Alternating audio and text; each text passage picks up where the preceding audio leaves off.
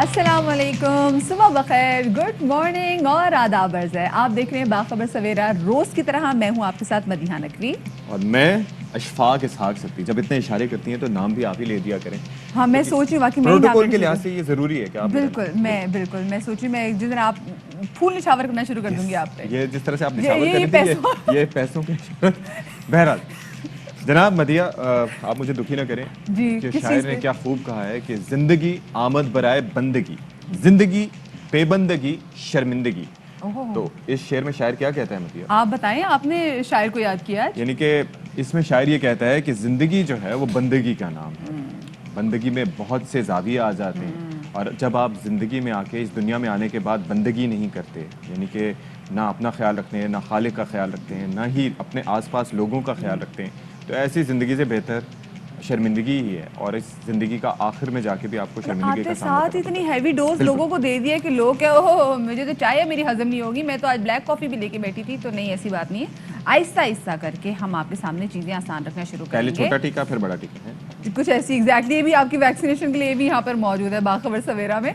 और साथ में आज में जो हम बात करने जा रहे हैं सिंध की स्पेसिफिकली हम बात करेंगे, क्योंकि सिंध में कन्फ्यूजन इस तरह से आ गई कि अजरा पिचू कह रही है कि जी हालात बड़े ख़राब हैं। अभी तक जो 12% जो है वो पॉजिटिविटी की शरह है कोरोना के केसेस की, इसलिए लॉकडाउन मजीद बढ़ेगा। जबकि दूसरी जाने हम देख रहे हैं कि सईद खानी साहब की जो स्टेटमेंट आई है वो इससे बरक्स है, तो लोग भी अब कन्फ्यूजन का शिकार हो रहे हैं। वजह यह है ना कि मुख्तलिफ सूबों में हम ये देख रहे हैं, पंजाब में देख रहे हैं, खैबर पख्तूनख्वा में देख रहे हैं कि जनाब 7 जून से वो कह रहे हैं कि हमने क्लासेस शुरू कर देनी है, बच्चे आ जाएं। सिंध में इस हवाले से अभी तक कोई फैसला नहीं हुआ और उसकी वजह यही है, ये जो मुनक़सिम आ रहा है, यानी कि वज़ीर सेहत कहती हैं कि जी होना चाहिए, वज़ीर तालीम कहते हैं कि जी स्कूल अब खुल जाने चाहिए, और 7 जून से ये भी खबरें आ रही हैं कि बाज़ स्कूल्स ने स्टूडेंट्स को बुला लिया है कि जी आ जाएं। यूनिवर्सिटी सब खुल रही है जनाब 7 जून से इंशाल्लाह। So just pack your bags और फुल तैयार हो जाएं आप लोग, क्योंकि अब आप लोग जो एग्जैक्टली गेट वैक्सीनेट फर्स्ट, क्योंकि जो फाइजर भी जो अभी आ रही है उसमें भी स्पेसिफिकली, क्योंकि बड़ी लिमिटेड अमाउंट में आ रही है, तो उसमें भी कहा जा रहा है कि वो यूनिवर्सिटी गोइंग स्टूडेंट्स जो हैं, जो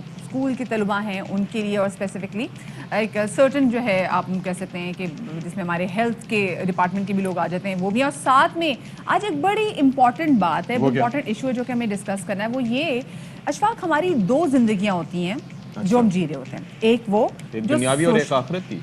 नहीं, यहाँ पे अब सीन और चेंज हो गया है जब से सोशल मीडिया आया है। वो ये कि हम सोशल मीडिया के लिए एक अलग सी जिंदगी जी रहे होते हैं और हम रियल लाइफ में कुछ और होते हैं। मैं अपनी बात नहीं कर रही, लेकिन बहुत से लोग ऐसे हैं उनको लगता है कि वो जब तक चीजें अपनी फेक नहीं करेंगे, वो लोगों के सामने अच्छा बनकर नहीं आएंगे, लोग उनसे मोहब्बत नहीं करेंगे, लोग उनको लाइक नहीं करेंगे। ये अलमिया है कि हम अपनी जिंदगी में सिर्फ अच्छी चीजें दिखाते हैं। मिसाल के तौर पर कि अगर किसी भी सेलिब्रिटी का आप इंस्टाग्राम अकाउंट फॉलो करें या टिकटॉक पे या किसी भी जगह, तो वो अपना बेहतरीन जो उनकी जिंदगी में हो रहा होता है या नहीं भी हो रहा होता, तो वो आपको दिखाते हैं, तो आपको ये तासुर मिलता है। एक तो आप जलते हैं, उड़ते हैं और आप कहते हैं कि रश्क का इजहार करते हैं कि यार उनकी जिंदगी में देखो एवरीथिंग इज परफेक्ट और हमारी जिंदगी में कुछ नहीं। आप नहीं। उनको जिंदगी की गलत पिक्चर दिखा रहे होते हैं, वो बड़े कॉम्प्लेक्सेस का शिकार हो जाते हैं। तो क्या ये करना सही है? क्योंकि जितने भी सोशल मीडिया के स्टार्स हैं, जितने भी बड़ी सेलिब्रिटीज हैं, उनकी बहुत बड़ी जिम्मेदारी बनती है कि वो लोगों को बताएं नहीं भाई जो हकीकत है हकीकत है, ताकि जो लोग हैं वो फेक दुनिया के अंदर ना अपनी फिर इम्प्रेस कैसे होंगे अगर सब कुछ नॉर्मल होगा तो। चलिए जी, जल्दी अब बाकायदा शो का आगाज कर देते हैं और हम टॉप स्टोरीज पर नजर डाल लेते हैं।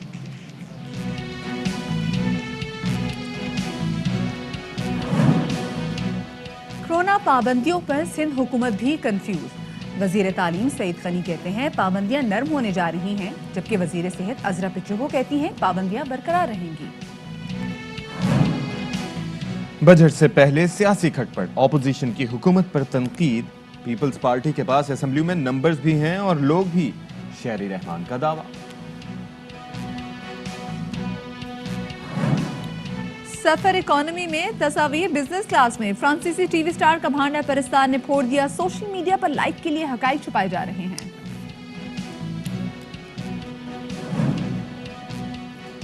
लाहौर में मेडिकल स्टोर्स भी गैर महफूज। डाकुओं की बढ़ती वारदातों से अमला परेशान। मास्क के बायस शनाख्त में मुश्किलात। सबसे पहले हम सिंध के हवाले से बात कर लेते हैं, जहां पर कोरोना की जो परसेंटेज है ऐसा लग रहा है जो पॉजिटिविटी की परसेंटेज है वो कम नहीं हो रही जितनी पूरे मुल्क में जैसे कम हो रही है। अगर ओवरऑल देखा जाए तो जो परसेंटेज है पाकिस्तान में पॉजिटिविटी की वो 4 से कम है, लेकिन कराची में और स्पेसिफिकली जो सिंध में परसेंटेज है अशफाक, वो 12 से नीचे नहीं आ रही। 12 से नीचे नहीं आ रही। और देखें, जब इतना बड़ा सूबा होता है और इतना बड़ा शहर है जिसे मिनी पाकिस्तान कहा जाता है, तो उसमें फिर ये है कि कुछ चीज़ें डॉक्यूमेंटेड होती हैं, कुछ अनडॉक्यूमेंटेड होती हैं। तो उस लिहाज से जनाब पॉजिटिविटी सिर्फ उन केसेस की है जो सामने आ रहे हैं, जो लोग टेस्ट करवा रहे हैं उसमें पॉजिटिविटी सामने आ रही है। अगर टेस्ट ज़्यादा होंगे तो सूरत हाल और भी हो सकती है। इसी के पेश नज़र मुख्तलिफ इलाकों में हम ये देख रहे हैं कि स्मार्ट और माइक्रो स्मार्ट लॉकडाउन लगा दिया गया है, जिसमें नॉर्थ नाज़िमाबाद का इलाका है, नाज़िमाबाद का इलाका है, लियाकताबाद का इलाका है, और भी बहुत से इलाके हैं जहाँ पर ये 17 जून तक कहा जा रहा है कि ये लॉकडाउन लगाया बिल्कुल, ये 4 ऐसे इलाके हैं, 4 ऐसे अजला है जहां पर लॉकडाउन किया गया है। अब ये कंफ्यूजन पैदा हो गई है कि पाबंदियों में नरमी होने जा रही है या फिर सख्त फैसले किए जाएंगे, क्योंकि दो हम बड़े पोजीशन से देखने के जो स्टेटमेंट सामने आती है उनमें तजाद पाया जाता है। अजरा पिचो ये कह रही है जी कि क्योंकि सिंध में जो कोरोना केसेस हैं ये कम नहीं हो रहे, इसलिए मजीद सख्ती की जाएगी, जबकि दूसरी जानिब हम ये देख रहे हैं कि वज़ीर तालीम सईद गनी साहब वो कह रहे हैं जी हम आगे नरमी करने जा रहे हैं। तो पहले तो हम आपको ये सुनवा देते हैं कि अजरा पिचो साहबा ने क्या बोला है। में कमी नहीं आई है, बहुत सारे लोग एनपीआरएस को फॉलो नहीं करते, फिर भी हमारे अस्पताल जो हैं हमारे बिस्तर भर रहे हैं। कराची में 11% केसेस की तादाद है। हमारे पास वैक्सीन मौजूद है, सेकंड डोज की, साइनोफार्म की भी, साइनोवैक की भी मौजूद है। हम ये कह सकते हैं टीकों से कहें जो वैक्सीनेट नहीं करता अपने आप को उसे असेंबली में नहीं आना चाहिए। फाइजर हम तक नहीं पहुंची है। उन्होंने कहा है कि 1 हफ्ते में हमें वो फाइजर मुहैया कर लेंगे। कोई भी किसी गैर मुल्की हो, यहाँ इलीगल इमिग्रेंट हो, हम कह रहे हैं कि CNIC की शर्त के अलावा अगर पासपोर्ट है वो उस पर भी कर सकते हैं, लेकिन अगर पासपोर्ट भी नहीं है उसके अलावा जस्ट अपना डिटेल्स दे दें, हम उस पर भी उनको कर देंगे। जी बिल्कुल। और वजीर सेहत का बयान अपनी जगह, लेकिन वजीर तालीम सिंध सईद गनी कुछ और ही सबक पढ़ रहे हैं। कहते हैं कि सिंध में हालात बेहतर हैं, अब हम चीज़ें खोलने की तरफ जा रहे हैं, अब मजीद पाबंदियाँ बढ़नी नहीं हैं, कम होनी हैं। वजह से पाबंदियों की वजह से कुछ कमी आ गई, नरमी करने जा रहे हैं, वो रिमूव करने 1-2 दिन की बात है। कोशिश करेंगे कि आज हो जाए, आज नहीं कल हो जाएगा, किसी हो जाएगा ये मसला का। आप 8 बजे का कह रहे हैं, 8 से बढ़ के भी शायद कहीं और हो जाएगा, नॉर्मलाइज करने की कोशिश करेंगे ना। सिंध में वैक्सीनेशन के अमल को मजीद तेज करने की बात हम कर रहे हैं, और ये इसीलिए कर रहे हैं ताकि जो कारोबार है उस पर पाबंदियाँ कम से कम हो।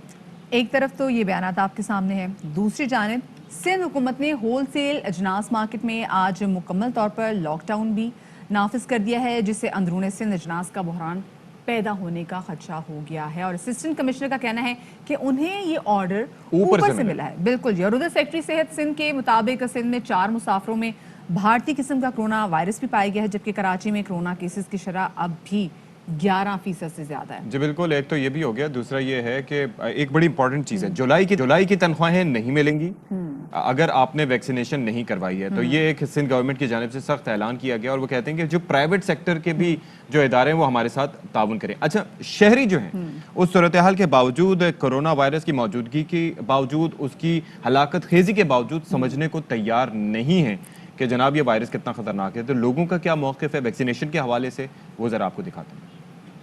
वहाँ से लेके सप्ताह शाम तक, और शाम को लॉकडाउन हो जाता तो उससे क्या फ़ायदा। जब झूठ मूठ के वैक्सीन लगवा रहे हैं, सब वैक्सीन लगवाना सब ये फजूल है, बल्कि इससे और लोग मर रहे हैं। वैक्सीन लगवाना चाहते हैं, किसी ने डरा दिया कि 2 साल के बाद इंतकाल हो जाएगा, डेथ हो जाएगी। हम तो नहीं लगवाएंगे, 2 साल के बाद नहीं मरना चाहते। आज किसी भी सूरत में मैं हॉस्पिटलाइज हो जाऊँ, हॉस्पिटल चला जाऊँ, एडमिट हो जाऊँगा, मेरे उम्र को देखेंगे 2-4 दिन के बाद मैं ठीक नहीं हूँगा, हॉस्पिटल से मेरी लाश मिलेगी। गरीबों के लिए कोई कोरोना नहीं है, गरीबों की नीयत अच्छी है तो खा रहे हैं, पी रहे हैं, चल रहे हैं। ये देख ले, सारी दुनिया चल रही है। अच्छा, 6 बजे कोरोना आ जाता है, सुबह में कोरोना नहीं आता, कोरोना भाग जाता है क्या? दूसरों से शहरों में SOPs की कुछ अमल दरामद हो रही, यहाँ देखो किसी ने मास्क नहीं लगाया, कोई सब ऐसे ही घूम रहे हैं।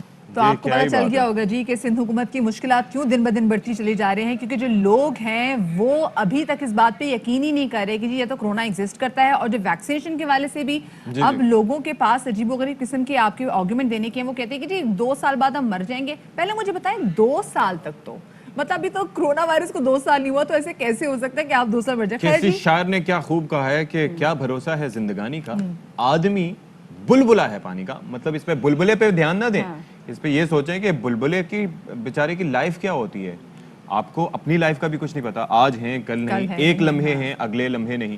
تو ایسے میں جناب ایک ذمہ دار شہری ہونے, اور وہ جو فرانسیسی وائرولوجسٹ تھے بیچارے, انہوں نے باقاعدہ جناب اسٹیٹمنٹ دیا ہے, نوبیل انعام یافتہ, انہوں نے کہا جی کسی نے غلط میری تصویر لگا کے میرے نام سے جناب منسوب کیا ہے, میں نے ایسی کوئی بات نہیں کی.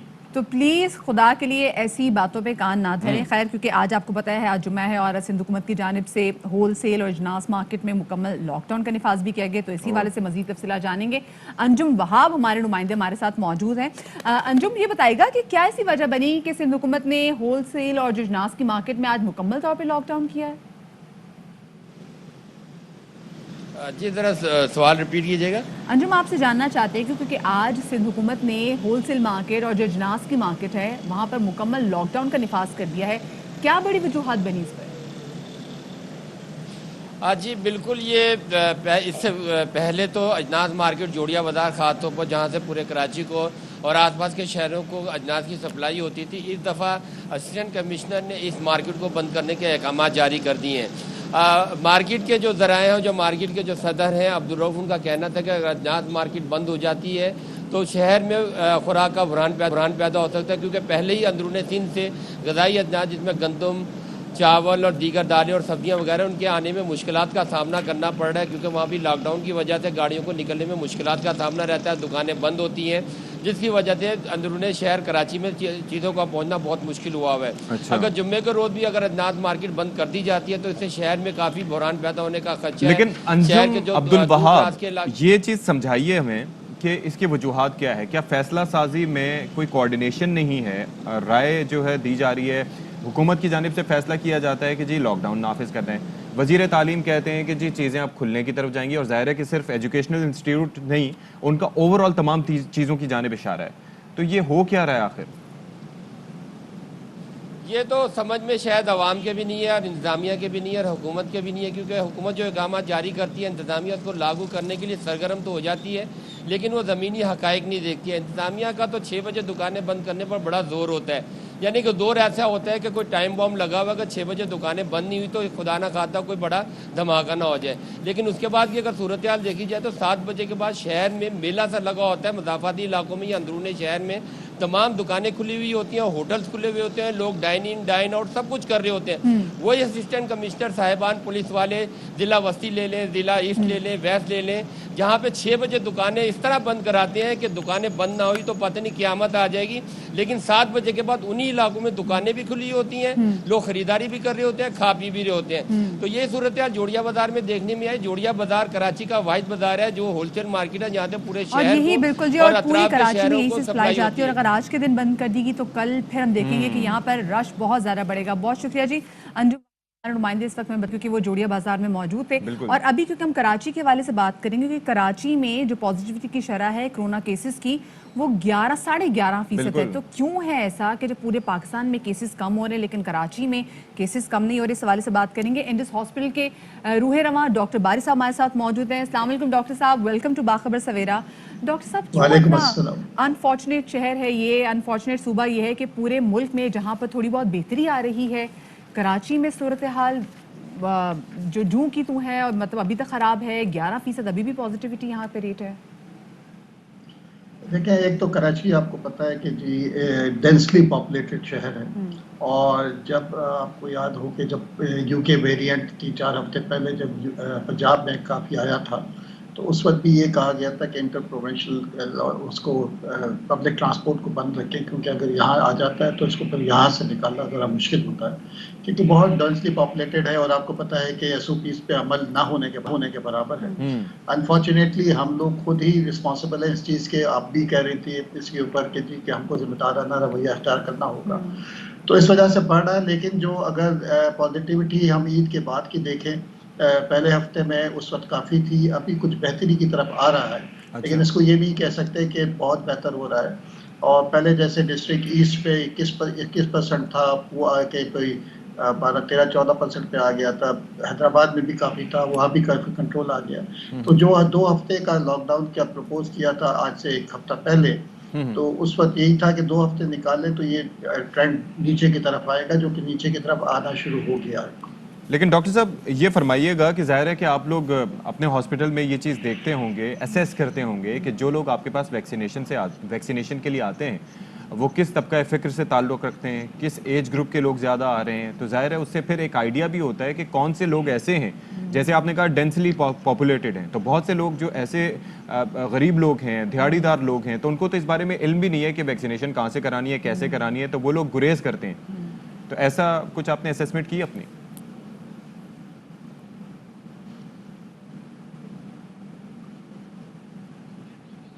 ڈاکٹر باری صاحب سے ہمارا رابطہ غالباً گیا. ڈاکٹر صاحب ہم آپ سے دوبارہ بات کریں گے بہرحال, لیکن یہ چیز بڑی امپورٹنٹ ہے کہ جناب جو بہت سے لوگ یہ سمجھتے ہیں, ان کے نزدیک یہ ہے کہ جناب اگر کسی ہاسپٹل میں جائیں گے جہاں پر کورونا ویکسینیشن کا سیٹ اپ لگا ہوا ہے تو شاید وہ ہم سے پیسے لے لیں.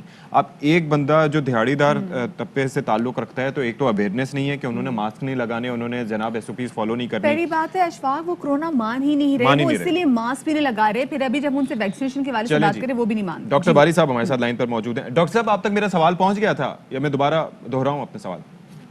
نہیں, سوال دہرا دیں کیونکہ وہ سب. اچھا, میرا سوال بیسکلی یہ تھا کہ آپ نے اپنے ہاسپٹل میں یا ارد گرد اسیسمنٹ کی ہے کہ کون سے لوگ ہیں, کس طبقہ فکر سے, کس سیلری سلیب سے تعلق رکھنے والے لوگ جو ہیں وہ آپ کے پاس آ رہے ہیں زیادہ ویکسینیشن کے لیے.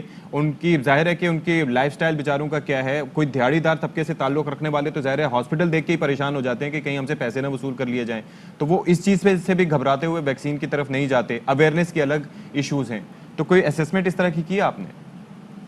دیکھیں, ابھی ہمارے ہاں تو ابھی شروع کیا ہم نے, اور ہر قسم کے لوگ آ رہے ہیں. زیادہ تر ڈیفینیٹلی پڑھا لکھا لوگ زیادہ آتے ہیں, کیونکہ اور خاص طور پر وہ لوگ جن کو ٹریول کرنا ہوتا ہے وہ تو ڈیفینیٹلی کر رہے ہیں کہ وہ باہر جاتے ہیں. عوام کے لیے ابھی اویئرنیس اتنی کریٹ نہیں ہوئی ہے. اب ہم لوگوں نے اپنی اسٹریٹجی بنائی ہے کہ جی ہمارا جو اسٹاف ہے ان کے تھرو ان کی امپلائیز اور ان کے محلے کے اندر, کیونکہ یہ سب لوگ ہمارے ارد گرد کے علاقے سے ہی آتے ہیں ان کو, اور پھر اس کے بعد ہمارے پاس پیشنٹس بہت سارے آ رہے ہوتے ہیں, ان کے اٹینڈنٹ بھی ساتھ ہوتے ہیں, تو ہم نے اویئرنیس وہاں بھی کریٹ کرنا شروع کی ہے تاکہ وہ لوگوں کے اندر جب تک یہ اویئرنیس کریٹ نہیں ہوگی, اور ہم کو یہ لے جا کے لوگوں کے ڈور اسٹیپ پہ لے کے جانا ہوگا, جبکہ موبائل ٹیمز بنانی پڑیں گی, کیونکہ جب ہم کو دیکھیں لوگوں کو پہنچنا, سینٹرز میں پہنچنا مشکل ہوتا ہے, کیونکہ ایک تو یہ ہے کہ جو غریب لوگ خاص طور پر.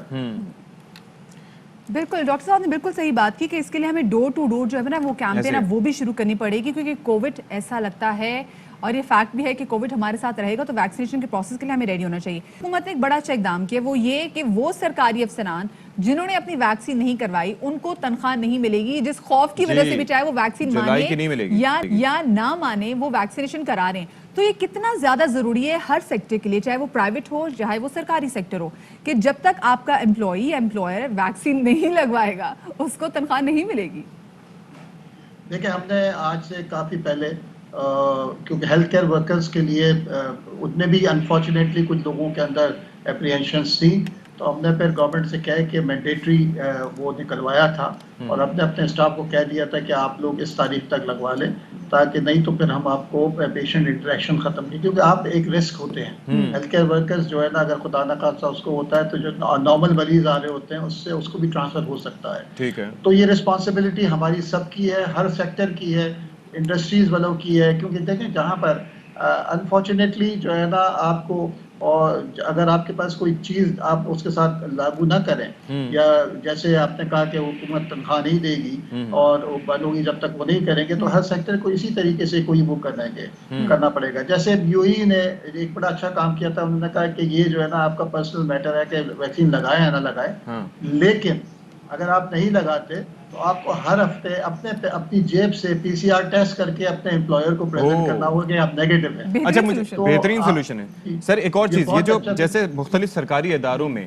مطلب پرائیویٹ انسٹیٹیوشنز میں تو ہم دیکھتے ہیں کہ پھر بھی SOPs فالو ہو رہی ہوتی ہیں, لوگ ماسک پہن رہے ہوتے ہیں. سرکاری اداروں میں جہاں پر وزارتوں کے آفیسز قائم ہیں, ایسے میں سندھ کی اگر بات کی جائے تو وہاں پر بہت مشکل دکھائی دیتا ہے SOPs پر عمل درآمد, اور ایسے لوگ بغیر ماسک کے گھوم بھی رہے ہوتے ہیں, تمام اپنے دفتری امور بھی انجام دے رہے ہوتے ہیں.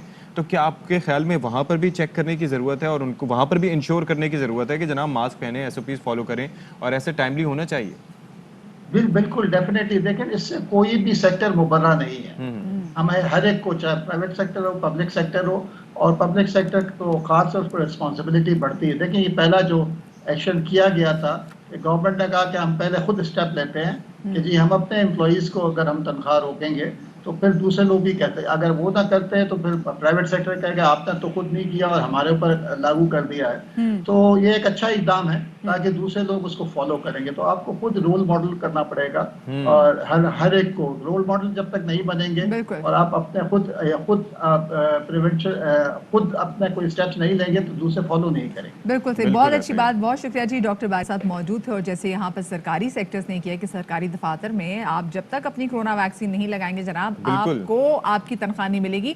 तो ये प्राइवेट सेक्टर में भी ऐसा होगा। और कितनी दफा अशफाक ऐसा होता है कि हम लोगों से बात कर रहे होते हैं, उनसे पूछ रहे होते हैं कि अच्छा आप लोगों ने वैक्सीन लगवाई, तो लोग आपको देखते हैं, फिर लोग इधर देखते हैं, फिर उधर देखते हैं, फिर लोग कहते हैं हाँ हमने लगवानी है, बस थोड़े बाद हम लगवा रहे हैं। दूसरा वो कहते हैं आपको हम ऑब्जर्व कर रहे हैं, हम आपको ऑब्जर्व ठीक हो जाएंगे। फिर कुछ कहते हैं कि जी नहीं वैक्सीन से जनाब जान का खतरा है। अच्छा तो उसमें मदिया क्या होगा, जिसने 1 डोज 2 डोज लगवा लिया उसको पूरी तनख्वाह, जिसको 1 लगवाई है तो उसको आधी तनख्वाह मिलेगी। मैं तो कहती जिसने 2 डोजेस लगवा लिए ना उनको आप बोनस दें।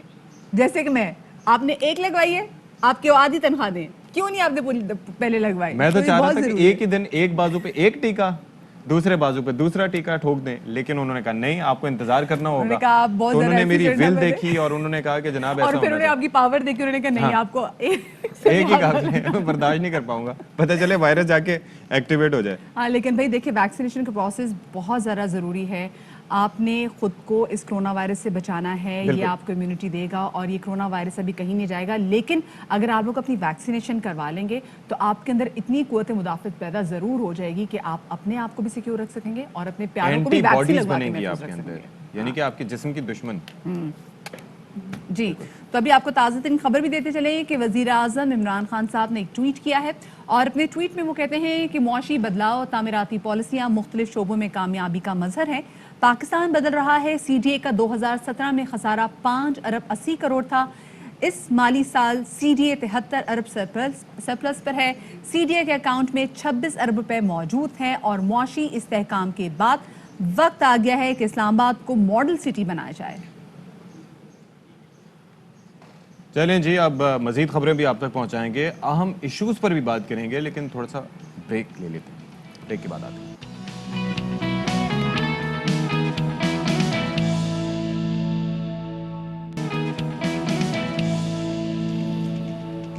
जनाब तो अब बात कर लेते हैं कि अपोजिशन जमातों में इख्तलाफात और PDM में तकसीम के बाद हुकूमत काफ़ी इत्मीनान में है, लेकिन बजट से पहले अचानक अपोजिशन जमातें अपने अपने प्लेटफॉर्म से दोबारा सरगर्म हो गई हैं। बिल्कुल जी, और मौलाना फजल रहमान साहब कहते हैं कि हुकूमत को उस मुकाम पर लाना चाहते हैं कि तारीख के सफ़े पर क्रॉस का निशान हो। मौलाना फजल रहमान ने पाकिस्तान पीपल्स पार्टी को, जैसे कि आप जानते हैं, उन्होंने कुछ दिनों पहले स्टेटमेंट दिया था कि जो गलती करके गाड़ी से उतर गए हैं वो वापस आ जाएं। यानी कि उन्होंने पाकिस्तान पीपल्स पार्टी और ANP को एक तरीके से कहा था कि आपने गलती की लेकिन वापस आ जाएं। तो बड़े मशरूत पेशकश की है वापसी की कि वापस आ जाएं और जलसों को भी ऐलान कर दिया। क्या कहा आपको सुनवाते हैं पहले। कर रही है 3 से 4 तक वो GDP ग्रोथ बताएगी। मैं कहना चाहता हूँ वो झूठ होगा। PDM कौम की आवाज बन गई थी, उसमें रहना डालने से किसको फायदा मिला है? आम आदमी की आवाज PDM है या वो जमात जो PDM से अलग होकर PTI में ब्रैकेट हो गई? क्यों उनका एक नाजायज हुकूमत के साथ मफादात शरीक हो गए? बजात खुद हमारे लिए एक तकलीफ दे बात। अगर आना चाहती है और सोचती है कि हमने कुछ गलत फैसले किए हैं और उससे जमहूरियत को नुकसान पहुंचा है, हमने रास्ते बंद तो नहीं किए, सब मिलकर इस्तीफे नहीं देते तो ये हुकूमत फिर अपनी मुद्दत लंबी करती जाएगी। हुकूमत है, गिरती है, 5 दिन में गिरे या 5 साल में गिरे, इस्तीफों का ऑप्शन से भाग जाना ये इस मौजूदा हुकूमत को वक्त देने के मुतरादिफ है। और इन सियासी हालात में पीपल्स पार्टी की जानिब से एक बड़ा दावा किया गया है। शहरी रहमान ये कहती हैं कि अगर सेलेक्टेड सरकार नहीं चल रही तो आगे बढ़ें। पीपल्स पार्टी के पास असेंबलियों में नंबर्स भी हैं और लोग भी। ऑर्डिनेंस आ रहा है, वो तो एक मिनी मार्शल लॉ है और इसके जरिए ये अपोजिशन और मीडिया की आवाजें बंद करना चाहते हैं। क्यों जगह घसाई करवा रहे हैं पाकिस्तान की? अगर नहीं चल रहा ये सिलेक्टेड सरकार तो आगे बढ़ें। हमारे पास असेंबलियों में नंबर्स भी हैं और लोग भी हैं।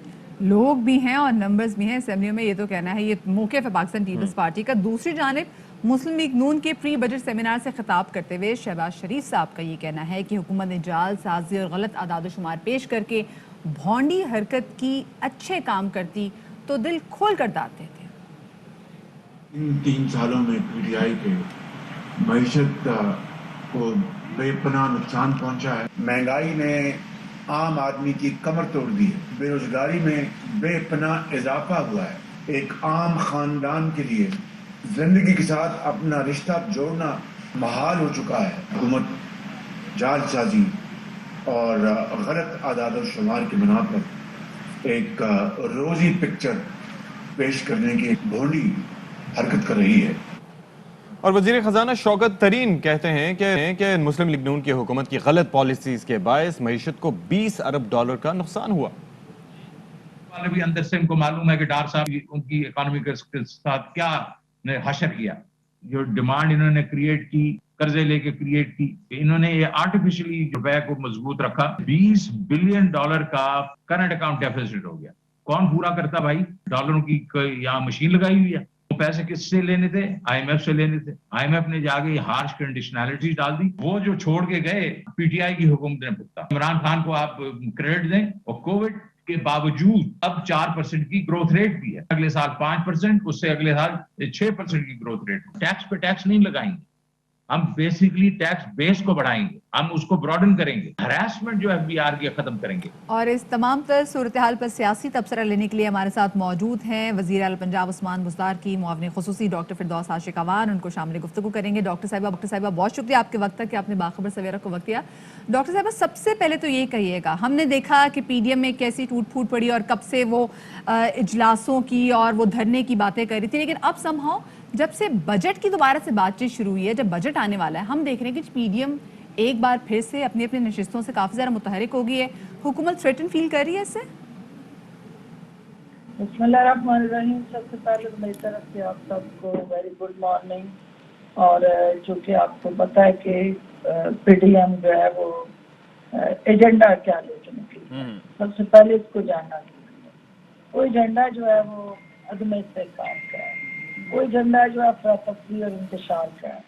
اور جب افراتفری انتشار ہوتا ہے جس ملک کے اندر پولیٹیکل انسٹیبلٹی ہوتی ہے، وہاں پہ اکنامک انسٹیبلٹی جو ہے وہ ہر صورت ظاہر ہو جاتے ہیں۔ لیکن ان ساری سازشوں کے باوجود جس کو پی ڈی ایم نے چاہا کہ افراتفری پھیلے، لوگوں میں ایک کیاس، انریسٹ، انسرٹینٹی ہو اور ہر بندہ جو ہے وہ ابہام کا شکار ہو، اور ہم حکومت کو جو ہے وہ ٹف ٹائم دینے کے لیے اس کو گھر بھیجے، وہ ساری ان کی سازشیں، کوششیں، کاوشیں ناکام ہو گئی، کیونکہ آپ نے دیکھا کہ عمران خان کی نیت اور پروردگار کی مدد جو ہے وہ الٹیمیٹلی پی ٹی آئی کے لیے ایک سپورٹ بنی۔ اور اس وقت جو ہے وہ تمام ہمارے معاشی انڈیکیٹر جو ہے وہ بہتری کی طرف جا رہے ہیں۔ آپ دیکھ رہے ہیں ایک تباہ حال برباد معیشت کو جس طرح سے سہارا دے کے نہ صرف اپنے پاؤں پہ کھڑا کیا بلکہ اب درست سمت پہ اس کو رواں دوا۔ اچھا چلیں اس پہ بھی ہم بات کریں گے کہ ظاہر ہے کہ عوام کو اس کے اثرات کب تک ملنا شروع ہوں گے۔ obviously indicators are positive۔ یہ ذرا بتائیے کہ پیپلز پارٹی تو جناب یہ دعویٰ کر رہی ہے کہ جی ہمارے پاس نمبر بھی ہیں، جہاں تک میں واقف ہوں 56 نشستیں ہیں ان کی نیشنل اسمبلی میں، تو نمبرز کیسے ہیں ان کے پاس، اور نون لیگ سے اتنی بنتی بھی نہیں ہے ان کی؟ وہ نمبر اصل جس نوٹ پہ لکھا ہوا ہے نا قائد اعظم کی تصویر، وہ اس نمبر کی بات کر رہے ہیں۔ وہ پارلیمنٹ کے اندر اپنے ممبران کی تعداد کی بات نہیں کر رہے۔ اچھا۔ اور اس میں کوئی شک نہیں ہے کہ مال مفت تل برہٹ، جب لوٹ کسوٹ کا پیسہ ہوتا ہے تو اس کو خرچ کرنے میں بھی کوئی آرمی ہوتی ہے۔ اور اب وہ آپ نے سینٹ الیکشن میں دیکھا تو وہ اس نمبر کی بات کر رہے ہیں کہ ان کے پاس پیسوں کا نمبر زیادہ ہے، خرید و فروخت کے لیے منڈی لگا سکتے ہیں۔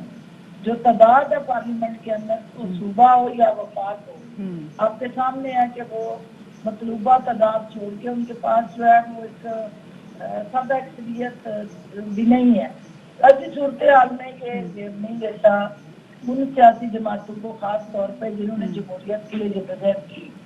اگر پیپلز پارٹی کو یہ حق حاصل تھا کہ وہ مینڈیٹ لے کے آئی اور 5 سال پورے کیے، पी टी आई की हुकूमत का क्या कसूर है? उन्होंने अपना टेन्योर 5 साल का पूरा किया है। इस हुकूमत को काम करने दें, इस हुकूमत को अवाम के मसाइल के हल के लिए जो तरजीहात तय की हुई हैं उसको अवाम तक पहुँचने दें और इसके अंदर हिस्सेदार बने। आप दुनिया की तमाम मुहज़्ज़म मुआशरों में और डेवलप्ड डेमोक्रेसीज में अपोजिशन जो है वो शैडो कैबिनेट के तौर पे हमेशा शैडो गवर्नमेंट का किरदार अदा करती है और अल्टरनेटिव पॉलिसी देती है। वो शहबाज शरीफ साहब बजट लेके आ रहे हैं ना, कहते हैं इस दफा हम भी बजट लेके आएंगे। तो लेके आए, वो कौन देखेगी ना?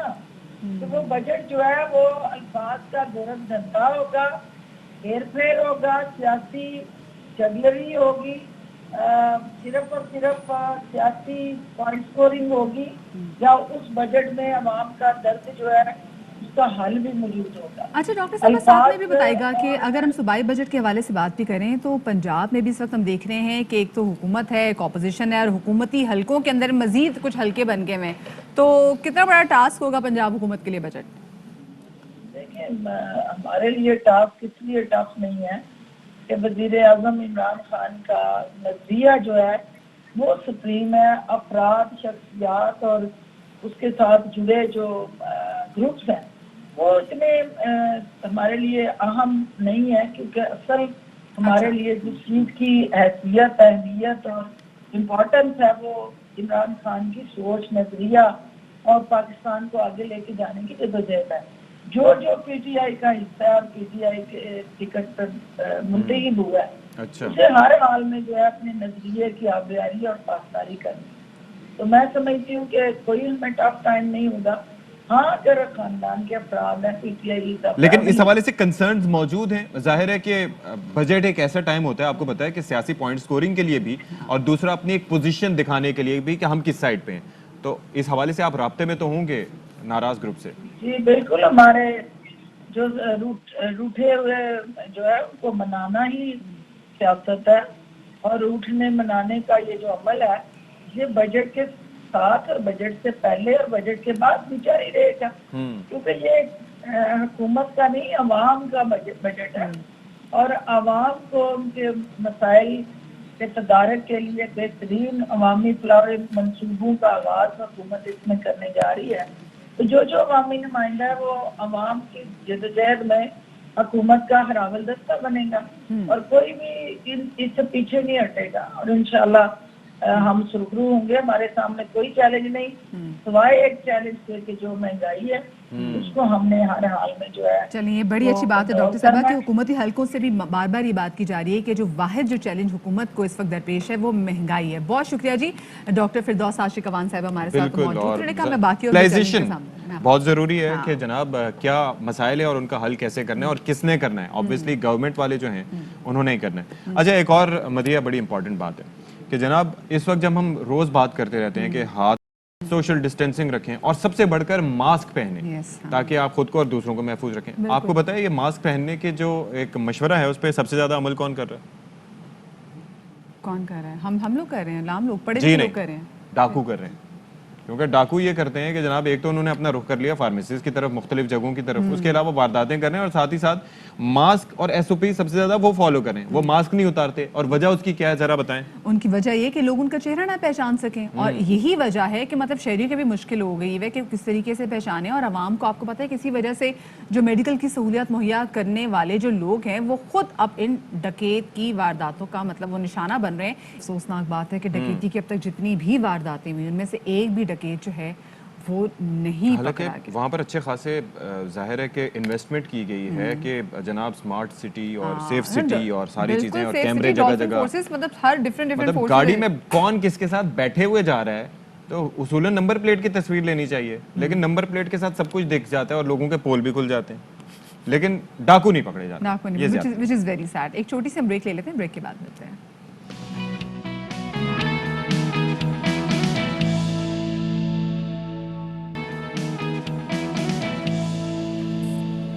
Welcome back after the break. और ब्रेक के बाद एक बहुत अहम इशू के हवाले से बात करनी है। बड़ा हसास इशू भी है, एक ऐसा इशू जिससे آپ بھی اور میں بھی کہیں نہ کہیں متاثر ضرور ہوتے ہیں. وہ ہمارا سوشل میڈیا پہ جو لوگ اپنے آپ کو پریٹینڈ کرتے ہیں, جو فیک وہ نہ دکھاتے ہیں, چاہے وہ ٹویٹر ہو, چاہے وہ انسٹاگرام ہو, چاہے وہ فیس بک ہو, بڑے تنگ ہیں. اچھا ویسے یہ بیسکلی یہ ہماری عادات و اطوار جو ہیں ہماری نارمل لائف میں ہوتی تھیں, پھر سوشل میڈیا کا جب ہمیں سہارا ملا تو وہاں پر ہم زیادہ بہتر طریقے سے پریٹینڈ کر سکتے ہیں, پورٹرے کر سکتے ہیں وہ سب کچھ جو کہ ہماری زندگی میں نارملی نہیں ہوتا. گھروں کے حالات دیکھیں, جو بہت چھوڑو لوگ ہوتے ہیں وہ, مطلب آپ سوچیں ہیں کہ آپ کتنا بناوٹی جو کلچر ہے ہماری لائف میں ویسے ہی ہے. شوہر کی تنخواہ کم ہے لیکن اس کے باوجود خاتون خانہ اکثر دوسروں کو بتاتی ہیں کہ جی وہ تو اتنے ہیں, وہ تو اتنے کما رہے ہیں, وہ جو گاڑیاں رینٹ کی گاڑی ہوگی, گھر ہوگا رینٹ کا, نہیں جی اپنا, ان کے تو بڑے جو ہے وہ بزنس ہیں اور یہ ساری چیزیں. تو جھوٹ بولنے کا پریٹینشیس کلچر ہے. خواتین بھی اشفاق یہ کرتی ہیں, بہت ساری جگہوں پہ ہم نے دیکھا, اور اسپیشلی بہت دکھ ہوتا ہے جب ہم اچھی وہ خواتین جن کو آپ لوگ فالو کرتے ہیں, جو کہ سوشل میڈیا انفلوئنسر ہیں, جو کہ ایکٹریسز ہیں, ہم کو دیکھتے ہیں کہ وہ کوئی فیک چیزیں, مطلب فیک بیگ ہی آپ لے لیں جو کہ بہت سب سے زیادہ کامن تو یہ ہے, فیک بیگ, فیک کپڑے جو فلانٹ کر رہی ہوتی ہیں. تو لوگوں کو لگ رہا ہوتا ہے بھائی یہ تو لاکھوں کے بیگز جو انہوں نے لیے. اس سے کیا ہوتا ہے کہ جو باقی دیکھنے والے لوگ ہوتے ہیں نا, ان کے اندر احساس محرومی پیدا ہوتا ہے, وہ جانتے ہی نہیں ہے, ان کو یہ آئیڈیا ہی نہیں ہوتا کہ جو اگلی بھی جو ہے نا وہ جھوٹ بول رہی ہیں, انہوں نے بھی کوئی لاکھوں کے بیگز نہیں پکڑے ہوئے, انہوں نے بھی کوئی تقریباً. لیکن مدیہ ایک چیز یہ ہے کہ بینیفٹ آف دا ڈاؤٹ اس حد تک دینا چاہیے کہ ان کے اوپر سوشل پریشر بہت زیادہ ہوتا ہے کہ لوگ ان سے ایکسپیکٹ کرتے ہیں کہ جناب یہ تو ان کو یہ کرنا ہوگا. تو اسی تمام تر صورتحال پر اس اہم ترین موضوع پر بات کرنے کے لیے ہمارے ساتھ گیسٹ بھی ہیں, لیکن اس سے پہلے ہم نے لوگوں سے بھی بات کی کہ بھائی ایسا کیوں ہے اور کیوں ضروری ہے کہ سوشل میڈیا پر ایک ڈفرنٹ لائف دکھائیں اور اصل میں کچھ اور. تو لوگوں کا کیا کہنا ہے آپ کو سلمان کرتے ہیں اس کے اندر, اور یہ غلط ہے. اس میں زیادہ تر لوگوں کی جو پوسٹیں آتی ہیں یا تصویریں آتی ہیں یا اس کے اندر بیک گراؤنڈ کچھ اور ہوتا ہے, کھڑے کچھ اور جگہ ہوتے ہیں, تو اس میں میرے حساب سے زیادہ تر فیک ہوتی ہیں چیزیں. اس کے اندر زیادہ میجورٹی تو دکھاوا ہی ہوتا ہے ڈیفینیٹلی. آپ اس کا صحیح استعمال کرو تو بہتر ہے, نہیں کرو گے تو نقصان دہ ہے. سر زیادہ تر تو تقریباً فیک ہی بنائی جاتی ہیں, کیونکہ آج کل ٹیکنالوجی اتنی اوپر جا چکی ہے, ہر اتنے ایڈیٹرز مطلب ایڈیٹنگ سافٹ ویئر بن گئے ہیں کہ ہر کوئی موبائل پہ بھی ایڈیٹنگ کر لیتا ہے. ہر تصویر ایڈٹ وغیرہ ہو جاتی ہے, اور لڑکیوں کا تو یہ ہے کہ وہ فلٹروں کا کمال ہوتا ہے. صرف دکھاوا اور کچھ بھی نہیں ہے. اگر ریئلٹی دکھانی ہے تو بھائی لائیو ویڈیو شیئر کرو, پتہ چل جائے گا کہ آپ کتنے حسین ہو, آپ کی باڈی کیسی ہے, آپ کے کپڑے کیسے ہیں. سوشل میڈیا کے اوپر فیس بک ہو گیا, ٹویٹر ہو گیا, واٹس ایپ ہو گیا, اس کے اوپر کیا یوز ہوتا ہے. جو چیز میں نے آپ کو دکھانی ہے, دکھاوے کے لیے تو کرنا ہے نا, وہ ریئلسٹک تو اس میں کچھ بھی نہیں ہے نا. ریئلائز کیا کریں گے آپ اس سے, سچائی تو کچھ بھی نہیں ہے. تو جناب آپ نے دیکھا کہ کس طرح بڑے دل جلوں کے بڑے صحیح کامنٹ آئے. ایک تو یہ ہے کہ فلٹر ہر لڑکی کے فون میں, بلکہ لڑکوں کے بھی فون میں اب جناب آ گئے موبائل میں, پتہ نہیں B2 اور پتہ نہیں کون کون سے, اور اس سائڈ سے تصویر نہیں لینی, اس سائڈ سے لینی ہے, اس سائڈ سے جو ہے وہ منہ پتلا آئے گا, اتنی دور سے لینی ہے, اتنے قریب سے نہیں لی. اور ساتھ ہی ساتھ فلٹر تو ہٹ کے سلمنگ کے بھی کوئی فلٹر آ گئے ہیں جو آپ کو پتلا دکھاتے ہیں, قد لمبا کر دیتے ہیں, ایسے لوگ تصویریں بھی ڈالتے ہیں. اور ساتھ میں ابھی پچھلے دنوں ہم نے دیکھا جی کہ فرانسیسی ایک سٹار ہے, ایکٹریس ہے, وہ ٹریول کری تھی. اب انہوں نے پکچر لگا دی اپنی بزنس کلاس کی, کوئی بزنس کلاس میں ٹریول کر رہی ہیں, لیکن ہوا سین یہ کہ اس کے بعد تصویر کھنچوانے کے بعد جب اکانومی کلاس میں جا کے بیٹھی تو پرستار نے تصویر لے لی. بھائی دیکھیں یہ بری بات نہیں ہے اکانومی کلاس میں ٹریول کرنا, ہم خود اکانومی کلاس میں ٹریول کر رہے ہوتے ہیں, لیکن جھوٹ بولنا اور امپریشن کے لیے ایسے پکچرز کھنچوانا دیٹ از ناٹ گڈ. بہرحال یہ ایک مائنڈ سیٹ ہے, اور ظاہر ہے کہ یہ جو فرانسیسی اسٹار تھی ان کو منہ کی کھانی پڑی. تو عمیر الوی صاحب ہمارے ساتھ اسٹوڈیوز میں موجود ہیں, تو ان کو پہلے ویلکم کرتے ہیں. عمیر ویری وارم ویلکم, بلکہ کولڈ ویلکم, پرتپاک آپ کا استقبال ہم کرتے ہیں. تو یہ فرمائیے گا کہ یہ آخر کیوں ہے, مطلب یہ دکھاوا اس قدر کیوں, اس قدر جھوٹ کیوں؟ کوئی پریشر ہوتا ہے کہ آپ نے دنیا کو دکھانا ہوتا ہے, یا کوئی اور وجہ؟ ہانکنے کی بیماری تو ہمارے یہاں ہمیشہ سے ہے, چاہے سوشل میڈیا ہو یا نہ ہو. آپ کو اچھی طرح یاد ہوگا کہ جب 1999 میں سچن ٹینڈولکر نے ڈیبیو کیا تو ٹی وی پہ انٹرویوز جب ہوئے بعد میں اس کے, تو وسیم اکرم صاحب نے بھی کہا اور وقار یونس نے بھی کہا کہ میں نے تو ٹینڈولکر کا منہ توڑ دیا تھا. اب منہ ایک ہی نے کسی توڑا تھا نا, دونوں نے توڑا تھا, لیکن اب وہ دونوں نے جو ہے وہ دعویٰ کر دیا, ہاں میں نے توڑا تھا منہ. اچھا ابھی جس نے میچ دیکھا اس سے پتا ہے کس نے توڑا ہے, لیکن کیوں, مطلب اس سے نہ ٹینڈولکر کم ہوا نہ آپ بڑھ گئے, لیکن کیوں کہا یہ نا, یہی چیز یہ سوشل میڈیا سے پہلے تھی, آج بھی یہی ہے کہ آپ اپنے سٹارز کو ہی دیکھ لیجیے. فرانسیسی تو بہت دور کی بات ہے کہ چیزیں وہ ایسے لگا رہے ہوتے ہیں جیسے ابھی خرید کے لے کے آئے ہیں, جبکہ نیچے لکھا ہوا ہوتا ہے کہ آؤٹ فٹ بائے ڈیش, ہاں میک اپ بائے ڈیش. اچھا عمیر, آپ اتنے ایکٹرز اور ایکٹریسز کو جانتے ہیں, بہت سارے لوگ یہ جاننا بھی چاہتے ہیں, جو جتنے بھی ایکٹرز اور ایکٹریسز اپنی لائف جو پریٹینڈ کرتے ہیں سوشل میڈیا پہ, اسپیسیفکلی جو انسٹاگرام میں, कितने परसेंट की आपको लगता है कि सच्ची है? सच से बताइएगा, हम नाम का नहीं कह रहे, लेकिन देखिए परसेंटेज 90% तो उसमें से ऐसे ही होते हैं ना, ये सही नहीं होता, सही नहीं होता। देखिए वो कर नहीं सकते बेचारे, उनका प्रॉब्लम ये है कि अगर वो अपनी जो तस्वीरें जैसे हैं, जैसे फर्ज करें वो घर में खाना खा रहे हैं, वो घर में खाना खाते हुए तस्वीर थोड़ी लगाएंगे, क्योंकि लोग जो देखना चाह रहे हैं, ये सेलिब्रिटीज की बात हो रही है, लोग उनको ये नहीं देखना चाह रहे वो घर में कैसे होते हैं, लोग ये देखना चाह रहे हैं कि जब वो बाहर जाने तो कैसे, उनकी भी बेचारों की मजबूरी है। लेकिन हाँ, अगर आप झूठ दिखाए ना कि आप खा घर में रहे हैं और आपने पीछे लगा दिया happy birthday, happy birthday to me, और तस्वीर लगा दी कि आज मेरी बर्थडे, अपना बर्थडे हो ना कुछ हो। नहीं, लेकिन एक और चीज भी है ना कि खवातीन के हवाले से आपने कहा बाहर घर में भी देखना चाहते हैं, लेकिन खास तौर पर खवातीन अगर तस्वीर पोस्ट करें फुल मेकअप करके, तरह तरह की क्रीमें लगा के और लिखें #no makeup look, और फिर फिल्टर भी, और अगर आप गौर करें तो वो तस्वीर बाथरूम में खींची हुई होती है। आप सोचिए कि हम, आप कितना गौर करते हैं लड़कियों की तस्वीरों में, लड़कों की भी नजर आ रहा होता है पीछे टाइल्स। अब वो टाइल्स जो हैं वो मतलब किसी के घर में थोड़ी लगे हैं। एक मैं आपको बताता हूँ ना, आजकल की ही बात है, जब सिनेमास खोले हुए थे, मैं और आप ही गए थे, हम लोग सेकंड जो फ्लोर सिनेमा था उसके फर्स्ट फ्लोर पे गए और खड़े हुए वहाँ पे फूड कोर्ट में खाना खा रहे हैं। अचानक देखा कि जो लाइन है टॉयलेट से निकली हुई लंबी, क्यों? लड़के लड़कियां दोनों, मेंस टॉयलेट की में लड़कों की लाइन लगी हुई है कि वो हर आदमी तस्वीर खींचता है और निकल जाता है बाहर। लाइट अच्छी थी वहाँ पे। हाँ, और जो मैं सोचिए जरा, आप तस्वीरें खींच के वो अपनी सेल्फीज और खींच के बाथरूम से निकल लेंगे, भाई कहीं और खींच लो यार। आप ये चेक करें, फौरन इशफाक ने पूछा कि गए कहाँ वहाँ भी जाके तस्वीरें खिंचवा ले। अच्छा, लेकिन मुझे बताएं कि आपको नहीं लगता, मतलब क्योंकि आपका इतना इंटरेक्शन होता है, बेसिकली वो तमाम तो लोग जो थोड़े बहुत मशहूर होते हैं, जो टेलीविजन पे आते हैं या सियासतदान होते हैं ना, लोग उनसे ज्यादा इंस्पायर्ड होते हैं। सो क्या उनसे कभी बात हुई, वो क्या बताते हैं कि उनपे क्या सोशल प्रेशर है कि उन्होंने इन रहना है, कोई ना कोई ऐसी चीजें करनी है? पीआर मैनेजर्स हैं, मीडिया मैनेजर्स हैं ना, वो उनको कहते हैं ना, ये आप कर लीजिए, ये कर लें तो इसमें ये हो जाएगा। असल में तो वो ऐसा कोई भी नहीं, किसी का भी दिल नहीं चाहता। देखिए, अगर वो एक आदमी जो है वो पूरा दिन टेलीविजन के सामने काम कर रहा है, वो भी तो कोई वक्त चाहता है ना कि हम थोड़ा सा ऑफ कैमरा हो जाएं। लेकिन मैंने खुद जो देखी है चीज़ कि अब ड्रामे की शूट के दौरान ब्रेक है, मैम वो आया है, ऐड आया है, छोटा सा वो कर दिया। एक और चीज़ उमर, वो एक क्राउन सीजन जो है वो ज़ाहिर है कि मलका बरतानिया के हवाले से, तो उसके अंदर जब वो ज़्यादा घुलना मिलना हो रहा था लोगों के साथ, तो उन्हें बताया गया था कि अगर आप लोगों के से घुलेंगे मिलेंगे और उनको आपका ये पता चलेगा कि आप उनकी तरह एक आम इंसान है और इसी तरीके से आपके प्यारे, तो वो चाम और एक मिथ खत्म हो जाएगी। भाई वो फैंटेसाइज करने वाली चीज है कि वो मलका बरतानिया, तो वो मलका बरतानिया को मलका बरतानिया समझेंगे वो। लेकिन मेरे ख्याल से अगर हम चीजें सही तरीके से पोर्ट्रे करना शुरू कर दें सोशल मीडिया पे, लोगों के अंदर भी कॉम्प्लेक्सेस कम होंगे। बहुत शुक्रिया जो मेरे लवी हमारे साथ मौजूद थे। इसी तरीके से वो जो खवातीन हमारी प्यारी प्यारी सी एक्ट्रेसेस जब टीवी पे आती हैं और वो मेकअप करके भी नो मेकअप लुक या नो फिल्टर जब हैशटैग लगाती हैं, तो लोगों को लगता है शायद उनके अंदर कोई खामियां नहीं है, इसलिए जो घर बैठी जो औरत है ना वो कॉम्प्लेक्स। चले जी, ब्रेक लेते हैं, ब्रेक के बाद आएंगे।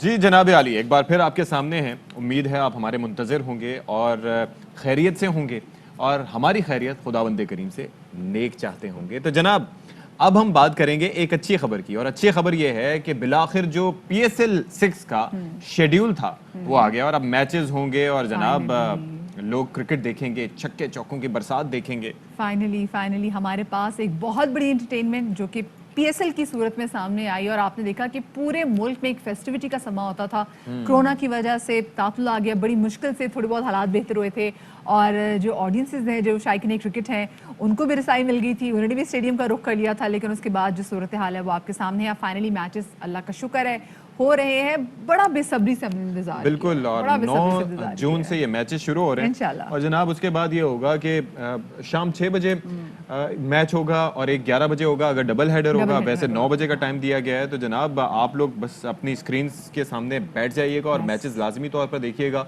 और पाकिस्तान की जो क्रिकेट है वो किसी भी अंदाज में हो, भले नेशनल क्रिकेट हो या फिर इसके साथ PSL, आपने उसको सपोर्ट करना है। बिल्कुल जी, और 24 जून का होगा इंशाल्लाह PSL सीजन 6 का फिनाले। सो अल्लाह करे कि अभी जो स्केड्यूल सामने आया है तमाम तो चीजें इसके मुताबिक ही हो, हालात भी बेहतर हो, और फिर नेक्स्ट टाइम जब PSL सीजन 7 होगा तो ये पाकिस्तान में हो, कराची में हो, लाहौर में हो, रावलपिंडी में हो, हर जगह पर हो, और हम भी जाकर ये मैचेस एंजॉय करें। अच्छा जी, एक और चीज, बजट کا مہینہ ہے, جون کا مہینہ, اور ایسے میں جناب اب ہر گزرتے دن کے ساتھ لوگوں کی خواہشات تو ہوتی ہیں, توقعات تو ہوتی ہیں, لیکن وہ پھر ٹوٹتی بھی ہیں. کوئی لوگ کہتے ہیں کہ جناب ہمیں بجٹ سے کوئی بھی توقع نہیں رکھنی چاہیے. اچھا, لیکن پھر بھی ہم توقعات رکھتے ہیں. اور بعض لوگ جو ہوتے ہیں وہ مشکلات کا حل بھی نکالتے ہیں. یعنی کہ وہ جی کہتے ہیں کہ اگر فرض کریں کہ مجھے ایک نئی گاڑی کی خواہش ہے, مجھے ایک نئی بائک کی خواہش ہے, یا کوئی بھی چیز مجھے چاہیے, تو میں کہتا ہوں کہ جناب میں نے فلانی چاہیے, یا اگر بجٹ میرا اس کی اجازت نہیں دیتا تو میں کہتا ہوں کہ جناب وہ نہ لے بندہ دوسرے. کئی لوگ جو ہوتے ہیں جناب اس میں سے اپنے پاس ان کی صلاحیت ہوتی ہے کہ جناب مختلف گاڑیوں کے پرزے ملا کے وہ گاڑی تیار کر لیتے ہیں. یار مطلب یہ دیکھیں ٹیلنٹ موجود ہے. میں تو اس گھڑی کو ذرا چھیڑ دوں تو مجھ سے گھڑی صحیح نہیں ہوتی, اور ایک صاحب ہیں جنہوں نے گاڑی بنا لی ہے جناب رکشوں کے اور گاڑی کے پرزے سے ملا کے, اور نہایت سستی بھی ہے. نہایت سستی بھی ہے, اور آپ کی ملاقات بھی کروائیں گے جنہوں نے اتنی سستی گاڑی بنائی ہے. لیکن پہلے ہم ذرا ٹاپ سٹوریز پہ نظر آ لیتے ہیں.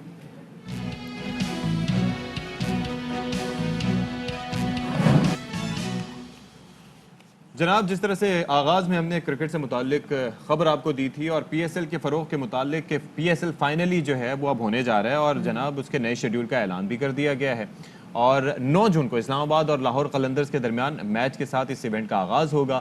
لیگ کے سپر ڈوپر مقابلے 9 جون سے شروع ہوں گے. بالکل جی, اور انشاءاللہ پہلا میچ اسلام آباد یونائٹیڈ اور لاہور قلندرز کے درمیان ہونے جا رہا ہے. فائنل جو ہے اس کا انشاءاللہ ہوگا 24 جون کو, اور چیمپئنز ٹیم کراچی کنگز 10 جون کو ملتان سلطانز کے خلاف میدان میں اترے گی, اور ڈبل ہیڈر والے دن جو پہلا میچ ہے وہ پاکستانی وقت کے مطابق شام 6 بجے, اور جو دوسرا میچ ہے انشاءاللہ وہ رات 11 بجے کھیلا جائے گا. میں بار بار انشاءاللہ اس لیے بول رہی ہوں کیونکہ اب ہو جائے, کسی بھی قسم کا تعطل نہیں برداشت. جی بالکل, اور اسی پر بات کرنے کے لیے ہمارے ساتھ ہیں پاکستان کرکٹ بورڈ کے چیف ایگزیکٹو وسیم خان صاحب. السلام علیکم وسیم خان صاحب. وعلیکم السلام جی. وسیم خان صاحب, بالآخر آپ جو ہے وہ بڑے ریلیوڈ ہوں گے کہ جناب اب فائنلی انتظار کی گھڑیاں ختم ہو رہی ہیں, اور اب جناب ہونے جا رہا ہے پی ایس ایل. جی بہت چیلنجز ہمارے آگے آئے تھے, لیکن پی سی بی ٹیم جو ادھر کام کری تھی الحمدللہ وی ورکڈ ویری ہارڈ, اور وی اوور کم دوز آبسٹیکلز. تو ایسے چیلنجز آتے ہیں, لیکن ٹائم بھی کم ہو رہا تھا, تو it was very very important for us کہ ہم جلد سے یہ اس کو فائنلائز کریں, اور we managed to get it started on the 9th, جو بہت ضروری تھا پاکستان کے لیے اور پی ایس ایل کے لیے. So we're really happy with that. صحیح. اچھا وسیم صاحب, یہ کہے گا کہ ہم نے دیکھا کہ ایک افراتفری تھی, کبھی تو ہم دیکھ رہے تھے کہ ویزے کے مسائل تھے, کبھی لینڈنگ پرمیشن نہیں مل رہی تھی, کبھی کیمرہ کرو کا ایشو تھا, تو ظاہر آف کورس یہ کافی مشکل کام ہوتے ہیں. لیکن پی سی بی میں ایک لیڈرشپ کا بھی سم ہاؤ ایسا لگا کہ کوئی لیک آف لیڈرشپ نظر آ رہی تھی. تو آپ سم ہاؤ ہم نے دیکھا ہوگا کہ ہم نے اسپیشلی دیکھا بھی کہ آپ تنقید بھی ہوئی, سو کیا یہ بہتر طریقہ ہو سکتا تھا اس کو ہینڈل کرنے کا جتنے تمام تر مسائل درپیش تھے؟ کہ جب چیزیں آپ کے کنٹرول کے باہر ہوتی ہیں تو لیڈرشپ کا معاملہ نہیں ہوتا. جب آپ کے کنٹرول میں چیزیں ہوتی ہیں تو آپ کام ٹھیک نہیں کرتے, تو پھر وہ آپ کا ایشو ہے. لیکن دیکھیں جب لینڈنگ رائٹس ایک رات پہلے وہ نے کینسل کر دی ہے, تو پھر کرو کو ابو دھابی میں الاؤ نہیں کر رہے کیونکہ گورنمنٹ کے نے ایک ڈائریکٹیو دے دی ہے. تو یہ لیڈرشپ کے اوپر کیسے ہو سکتا ہے؟ لوگوں کو ہونی چاہیے کہ دیکھیے سم تھنگس جو آپ کے کنٹرول میں ہوتے ہیں تو بالکل آپ بلیم کریں کہ یہ آپ کے ہاتھ میں تھی, یہ آپ نے کام اچھی طرح سے نہیں کیا. لیکن جو ہم نے چیلنجز ہم نے دیکھے تھے they were definitely out of our control, but لیکن الحمدللہ we managed to come through all of those. اچھا, سرفراز ہمارے کپتان بھی رہے ہیں, ان کے ساتھ پرابلمز رہی, ویزے کا مسئلہ ہوا, پھر ٹکٹ کا مسئلہ ہوا, پھر گھر بھیج دیا گیا. تو آپ کو کیا لگتا ہے کہاں پر غلطی ہوئی؟ اور ظاہر ہے کہ پلیئرز کے لیے ایک پازیٹیو مینٹیلٹی بہت ضروری ہوتی ہے پرفارم کرنے کے لیے, تو وہاں پر موڈ کیسا ہے ان کا؟ دیکھیے ویزا بھی یہ گورنمنٹ کے ساتھ ہے ادھر ابو دھابی میں, تو اس میں ہمارے کوئی کنٹرول نہیں ہے. ہم نے اپلیکیشنز دے دیے تھے, کوئی نہیں ان نے ہاں کر دی تھی, ادرز دے ہیڈنٹ اپرووڈ. تو یہ ہم ویٹ کر رہے تھے, ہم سفارت سے بھی ہم بات کر رہے تھے, ہم جانتے تھے کہ پلیئرز بھی فرسٹریٹڈ ہو گئے تھے کہ وہ ویٹ کر رہے تھے کہ ہم ویزا ہمارا کب آئے گا. لیکن we were happy that the players who came to سفارت سے ہم وقت اس کے ساتھ ہم بات بھی کرتے تھے, making sure he was okay. تو وہ fully understand کرتا تھا کہ ہمارے ہاتھوں میں یہ نہیں ہے. تو I think جو چیزیں جیسے میں کہہ رہا ہوں کہ جو ہمارے ہاتھ میں تھے وہ ہم نے ڈلیور کی ہے, تو باقی چیزیں جو ہمارے ہاتھ میں نہیں تھے وہ ہم نے فلی پش کی ہے گورنمنٹ کو, ابو دھابی گورنمنٹ کو. تو الحمدللہ everything has come through. صحیح. تو اچھا یہ بتائے گا کہ وسیم وہاں پہ فارن منسٹری اور جو ابوظہبی میں ہمارے سفارت خانے ہیں, اس تمام تر پروسیس میں انہوں نے کتنی مدد کی آپ کی؟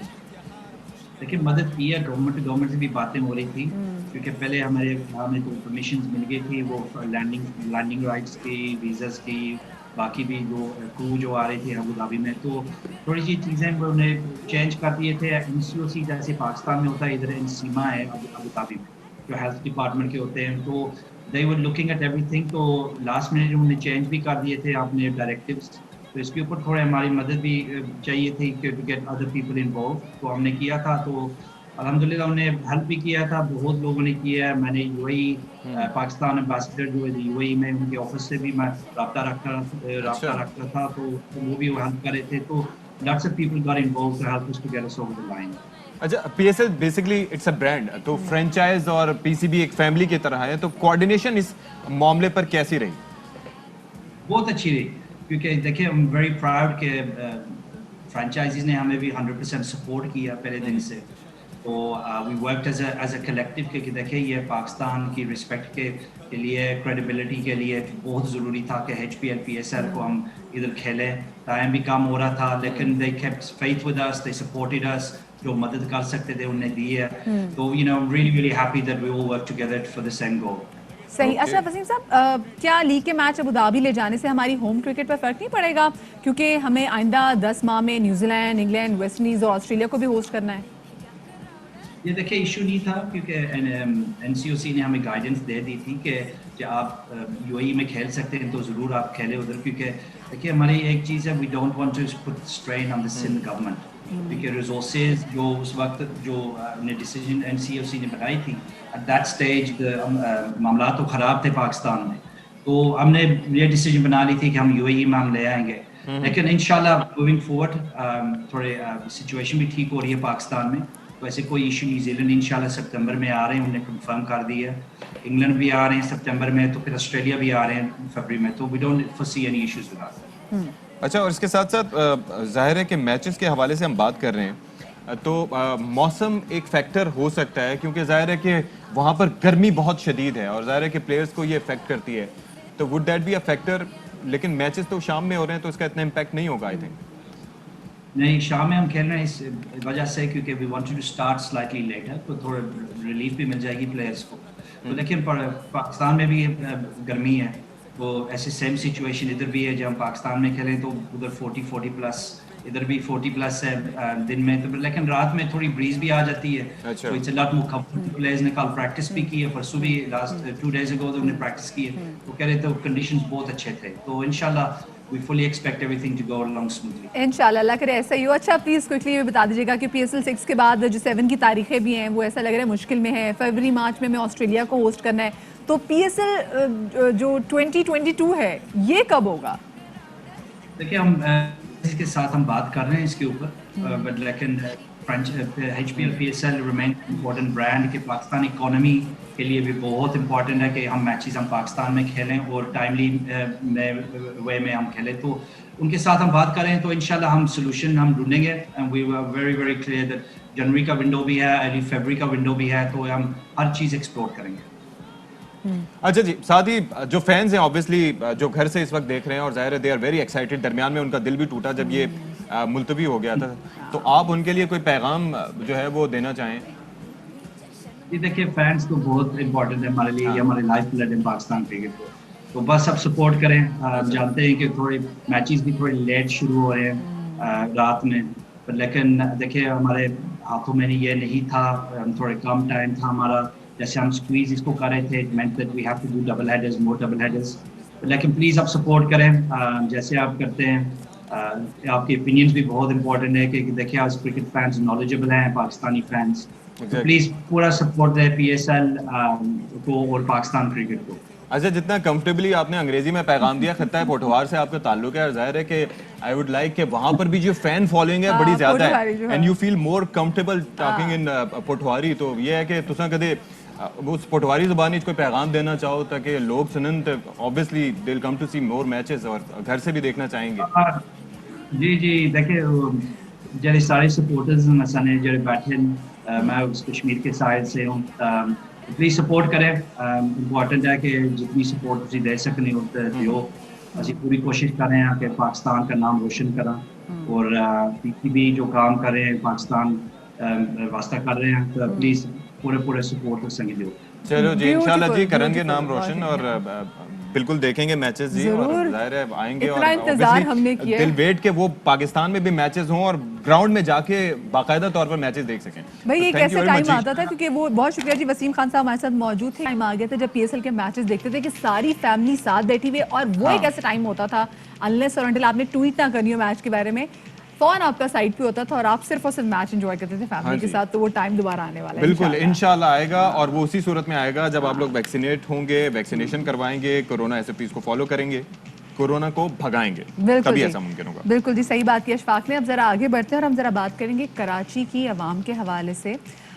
کراچی میں ہم نے جیسے کل بھی بات کی کہ کرائم ریٹ کس طریقے سے بڑھ رہا ہے, موٹر سائیکل کس طریقے سے چوری ہو رہی ہیں. کراچی میں صرف یہی مسئلہ نہیں ہے کہ یہاں پہ پانی نہیں ہے, یہاں پہ بجلی کے مسئلے مسائل ہیں, جو کرائم ریٹ ہے وہ بھی بڑھتا چلا جا رہا ہے. اور اب تو کراچی کی عوام جو کہ ایک سادہ عوام ہے اس کو ایک ڈبل شاہ کا جو ہے وہ شکار ہوئی ہے. اور ایسا ہوا ہے کہ جن لوگوں نے جتنی بھی ان کی جمع پونجی تھی وہ ایسے ہی ڈبل شاہ پہ نشاور کر دی اور اب بیچارے لوٹ گئے ہیں. اچھا زیادہ سے زیادہ کی جو حوث ہوتی ہے نا اس میں انسان ایسے نقصان کر لیتا ہے. تو کراچی میں انویسٹمنٹ, لون اور گاڑیوں کی فائنینسنگ کے نام پر کھلی کمپنی درجنوں شہریوں کے اربوں روپے لے کر رفو چکر ہو گئی, جس کے بعد اب شہریوں کے پاس ہاتھ ملنے کے علاوہ کوئی آپشن موجود نہیں. بالکل اشفاق. اور جو متاثرین ہیں ان کے مطابق یہ جو اشتہارات تھے یہ انہوں نے سوشل میڈیا پہ دیکھے, انہوں نے ویب سائٹ پہ دیکھے, تبھی وہ اٹریکٹ بھی ہوئے.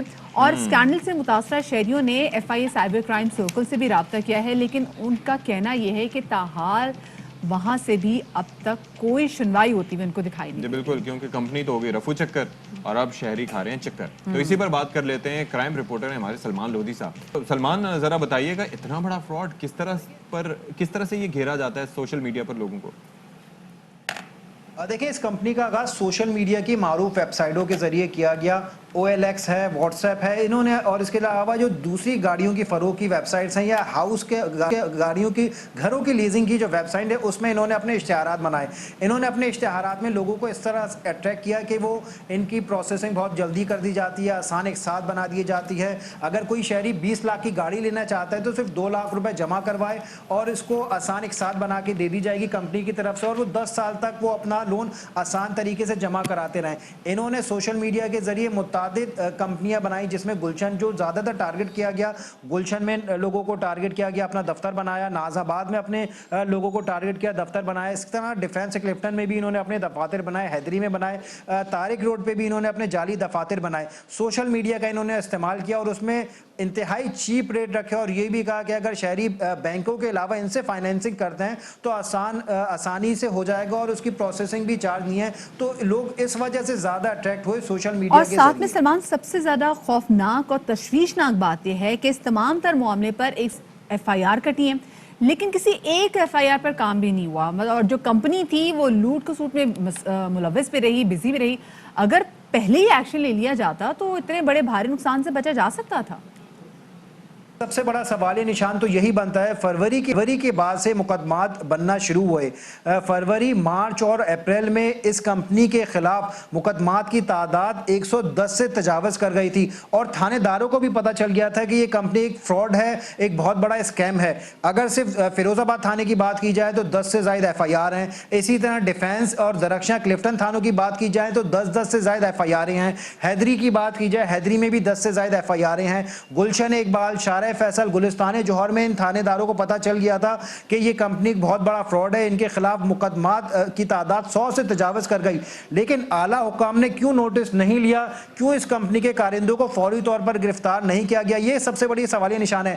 اہم بات جو متاثرین کی جانب سے کہا گئی کہ وہ مقدمات درج کرنے جاتے تھے تو پولیس مقدمات درج ہی نہیں کرتی تھی. بالآخر جو متاثر افراد ہیں وہ رجوع کرتے تھے عدالت کو, عدالت میں جاتے تھے تو عدالتی احکامات, ابھی بھی جو ایف آئی آروں کی جو بڑی تعداد ہے یہ عدالتی احکامات پر درج ہوئی اور پولیس کو یہ تمام تر معاملات کا سلسلہ پتہ چل چکا تھا. کیوں اس بارے میں تاخیر کی گئی, کیوں شہریوں کا اربوں روپے رقم ڈبوئی گئی, تو ایک سب سے بڑا سوالیہ نشان بنا ہوا ہے. سوالیہ نشان, لیکن بالآخر عدالتی احکامات پر ایف آئی آرز بھی درج ہو گئی. تو اب پیش رفت کیا ہوئی ہے, کیا یہ جو رقم لوٹی گئی ہے کیا یہ واپس مل پائے گی؟ पुलिस ने तमाम केसों में जो दिफात लगाई हैं वो 400 BC की दिफात हैं।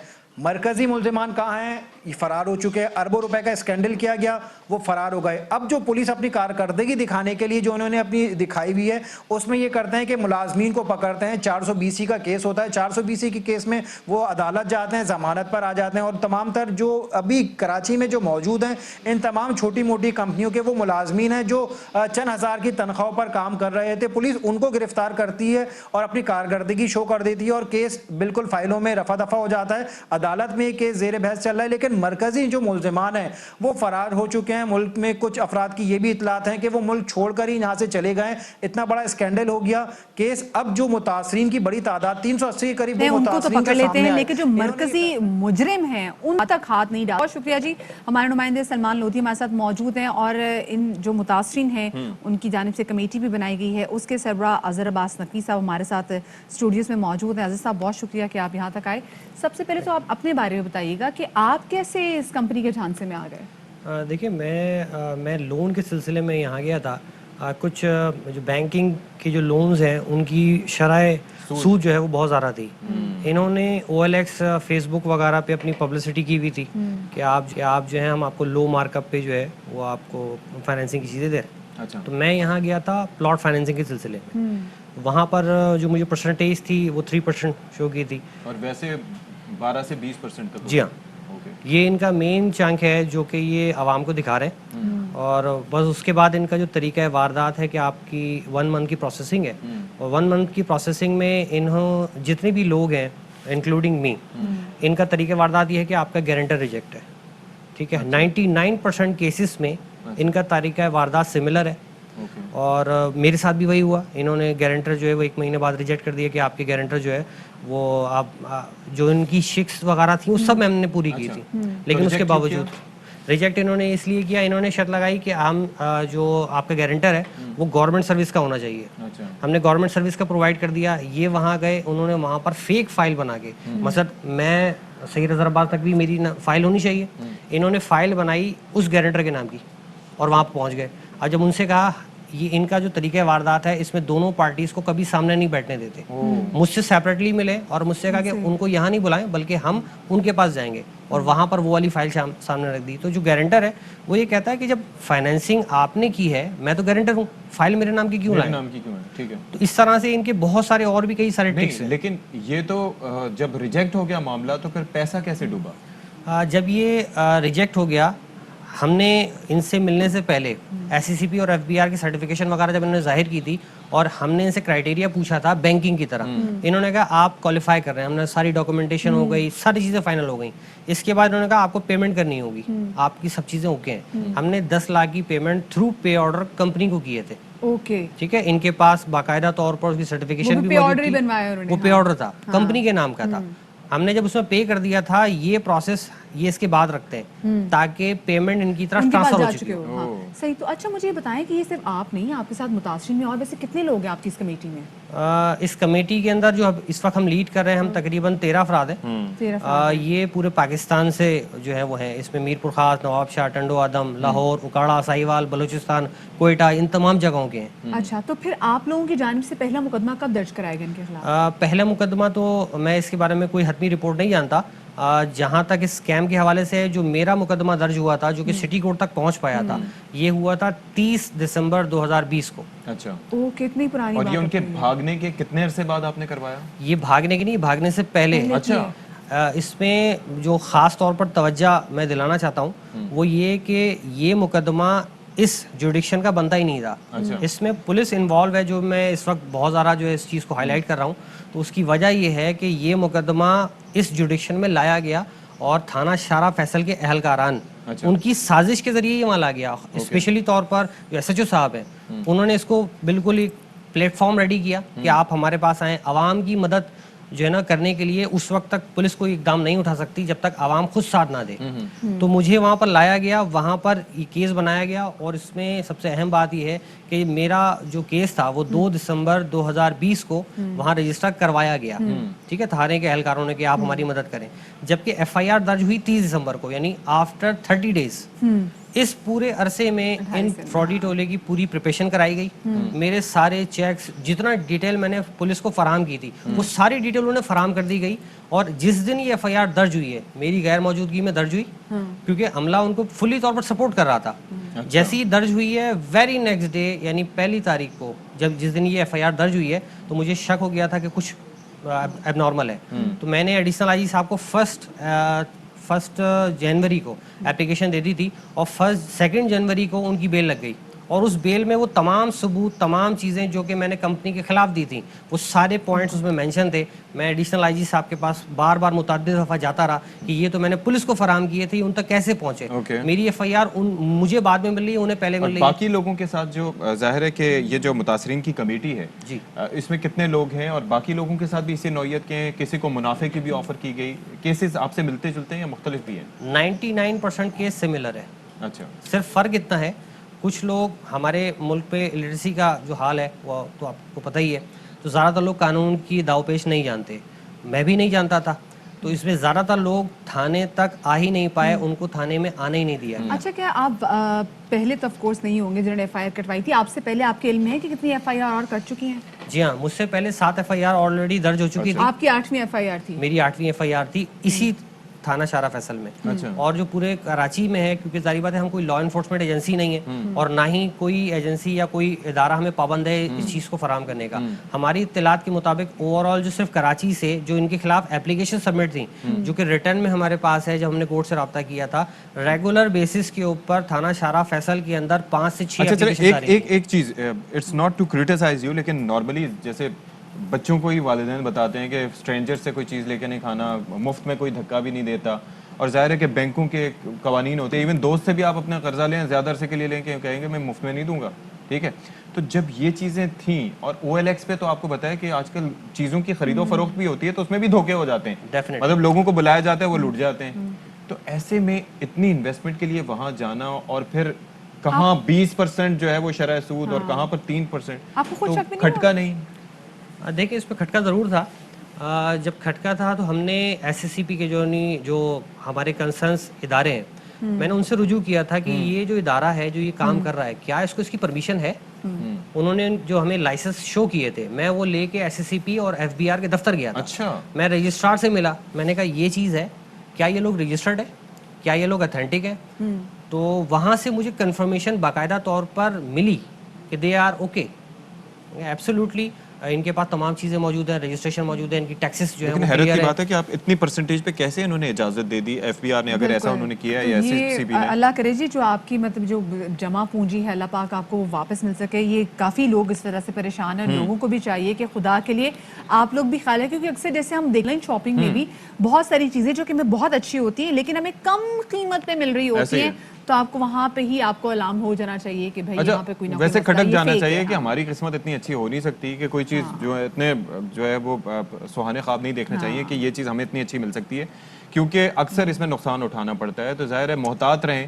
اور اس کے بعد جناب اور دوسری چیز یہ ہے کہ اتنی کم شرح جو ہے وہ سود پہ یعنی کہ ایک جانب آپ کے بینکس ہیں جو اگر فرض کریں 12% پہ یا 20% پہ آپ کو قرض دے رہے ہیں اور ایک ادارہ جو ہے وہ کمپنی جو ہے وہ 3% پہ دے رہی ہے تو ظاہر ہے کہ اس کو اجازت بھی نہیں ہونی چاہیے. لوگوں کو لگ رہا تھا ہمارے خوابوں کی تعبیر بہت زیادہ قریب آ گئی ہے اتنے کم ہماری قسمت جاگی ہے اتنا کم پرسنٹیج ہے ہمارا گھر بن جائے گا لیکن پلیز چوکنا رہے ایسی تمام تر چیزوں کے لیے. چھوٹی سی بریک کے بعد ملتے ہیں.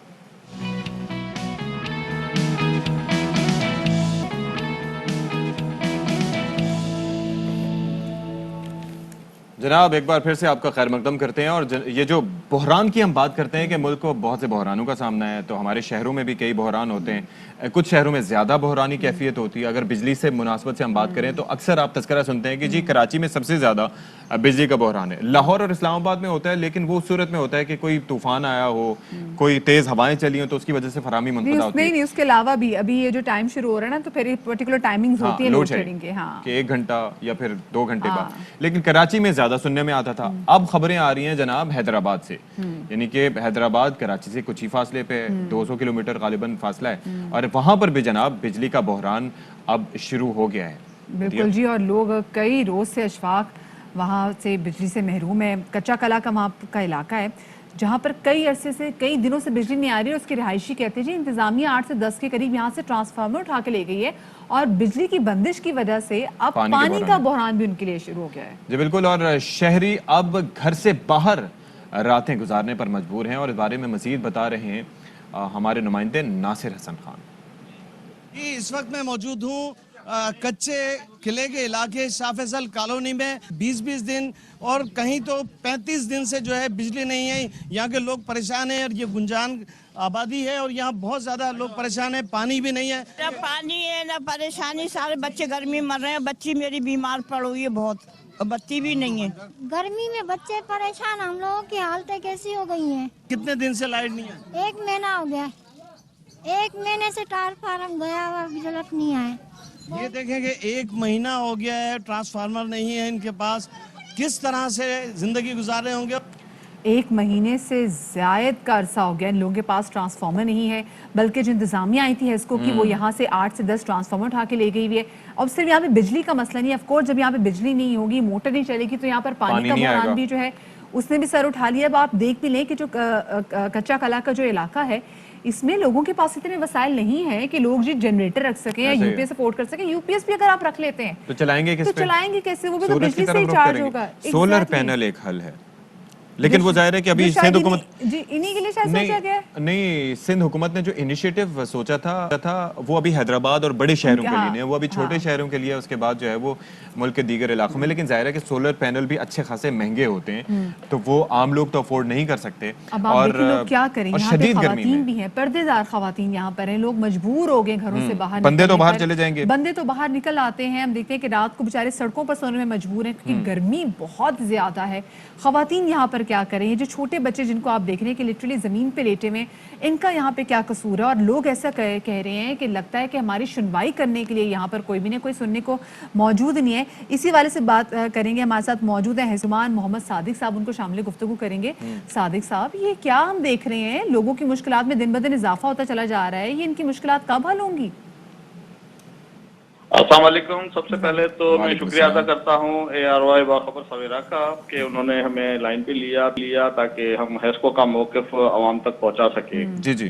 सबसे पहले मैं अर्ज करूँगा कि यहाँ पे हमने नेपरा के कवानीन के तहत अपने सिस्टम को अपडेट रखा हुआ है, लेकिन हमारे साथ यहाँ पे जुल्म ये हो रहा है कि जो प्राइवेट इलेक्ट्रीशियन है, कुंडा माफिया है, बिजली चोर जो है, वो हमारे सिस्टम को इस तरह डैमेज कर रहे हैं, हमारे ट्रांसफार्मर तबाह हो रहे हैं, हमारी ट्रांसमिशन लाइन तबाह हो रही है, तो उसकी वजह से हमें काफी नुकसान हो रहा है। अच्छा, तो हमने काफी उनके खिलाफ कार्रवाई भी की है। हमारा चौकीदारा सिस्टम चल रहा है। हमारे chief executive officer Rihan Hamid साहब ने, इसमें जो आम लोग हैं, इन लोगों का क्या कसूर है? चलिए ठीक है, कुंडा सिस्टम है, उससे बचने के लिए कुछ करना पड़ेगा, लेकिन जो आम आवाम है जिनके घर 8 से 10 दिन हो गए बिजली नहीं आ रही, इनका क्या कसूर है इसमें? देखिए, जहाँ पे ये 10 दिन वाली बात है तो वहाँ पे हमने 3 मरतबा ट्रांसफार्मर तब्दील किए हैं। अच्छा। और वो जो कुंडा माफिया है वो ओवरलोडिंग करके सिस्टम को तबाह कर रहे हैं। अब एक ट्रांसफार्मर हमारा 5 लाख का, 10 लाख का भी है, एकदम से वो नुकसान। अच्छा, लेकिन मुझे ये बताइए कि आपने कहा ओवरलोडिंग, तो जाहिर है कि कई कनेक्शन तो ऐसे होंगे ना कि जो आपके पास जस्टिफाइड होंगे, लीगल कनेक्शंस होंगे, उनकी तादाद कितनी है इस इलाके में? देखिए, हमने अपना अभी कच्चा किला में मक्की शाह और लाडला चौक पे 3-4 ट्रांसफार्मर का हमें मसला था। वहां जब हमारी टीम गई तो उनके ऊपर फायरिंग की गई, उनको वहां पे काम नहीं करने दिया गया। यानी कि आप, और फिर मेरा सवाल आपसे ये था कि इस इलाके में लीगल कनेक्शंस कितने हैं या नहीं है? मीटर लगे हुए हैं या नहीं लगे? लीगल कनेक्शन है, 200 के करीब लीगल कनेक्शन है। अच्छा, अब मुझे ये बताइए कि 200 के करीब जो लीगल कनेक्शंस हैं, ये वो लोग हैं जो कि अपने बिजली के बिल भरते हैं, हुकूमती अहकामात को फॉलो करते हैं, हेस्को की जानिब से जो बिल दिया जाता है वो मेनूअन उस पर अमल करते हैं कि दे देते हैं, उनका क्या कसूर है? नहीं, उनका कोई कसूर नहीं है। हम वहाँ पे ट्रांसफार्मर लगाते हैं तो वो जो इलीगल माफिया है, जो कुंडा माफिया है, वो उस ट्रांसफार्मर को डैमेज कर रहे हैं। मैंने यही अर्ज किया तो इसीलिए आप वहाँ से, और लोग भी यही कह रहे हैं कि आप ट्रांसफार्मर उठाकर आप लोग ले जाते हैं। फिर बताएं इसका सोल्यूशन क्या है? कि जी जस्ट बिकॉज ये कुंडा सिस्टम वाले लोग आ जाते हैं, वो बिजली चोरी करते हैं, तो जो बाकी के जो लोग हैं जिनके लीगल कनेक्शन है, आप उनको महरूम कर देंगे बिजली से? नहीं, हम तो देखें, हम रोजाना टीमें भेजते हैं, जो इलीगल कनेक्शन है वो काटते हैं ताकि हमारा वहाँ पे सिस्टम स्टेबल रहे, जो हमारा वैल्यूएबल कस्टमर है उसको बिजली मिलती रहे और वो पेमेंट करता रहे। तो अभी तो सर इशू ये है कि जो आपका वैल्यूएबल कस्टमर है वो अपने घर से बाहर है, तो वो अब जाहिर है कि वो अब वैल्यू तो ना रही उस बेचारे की कि वो घर से बाहर रातें गुजारने पर मजबूर है, दिन गुजार रहा है, काम उसका किस तरह से चल रहा होगा, पानी घरों में दस्तयाब नहीं, गर्मी की इतनी शिद्दत है।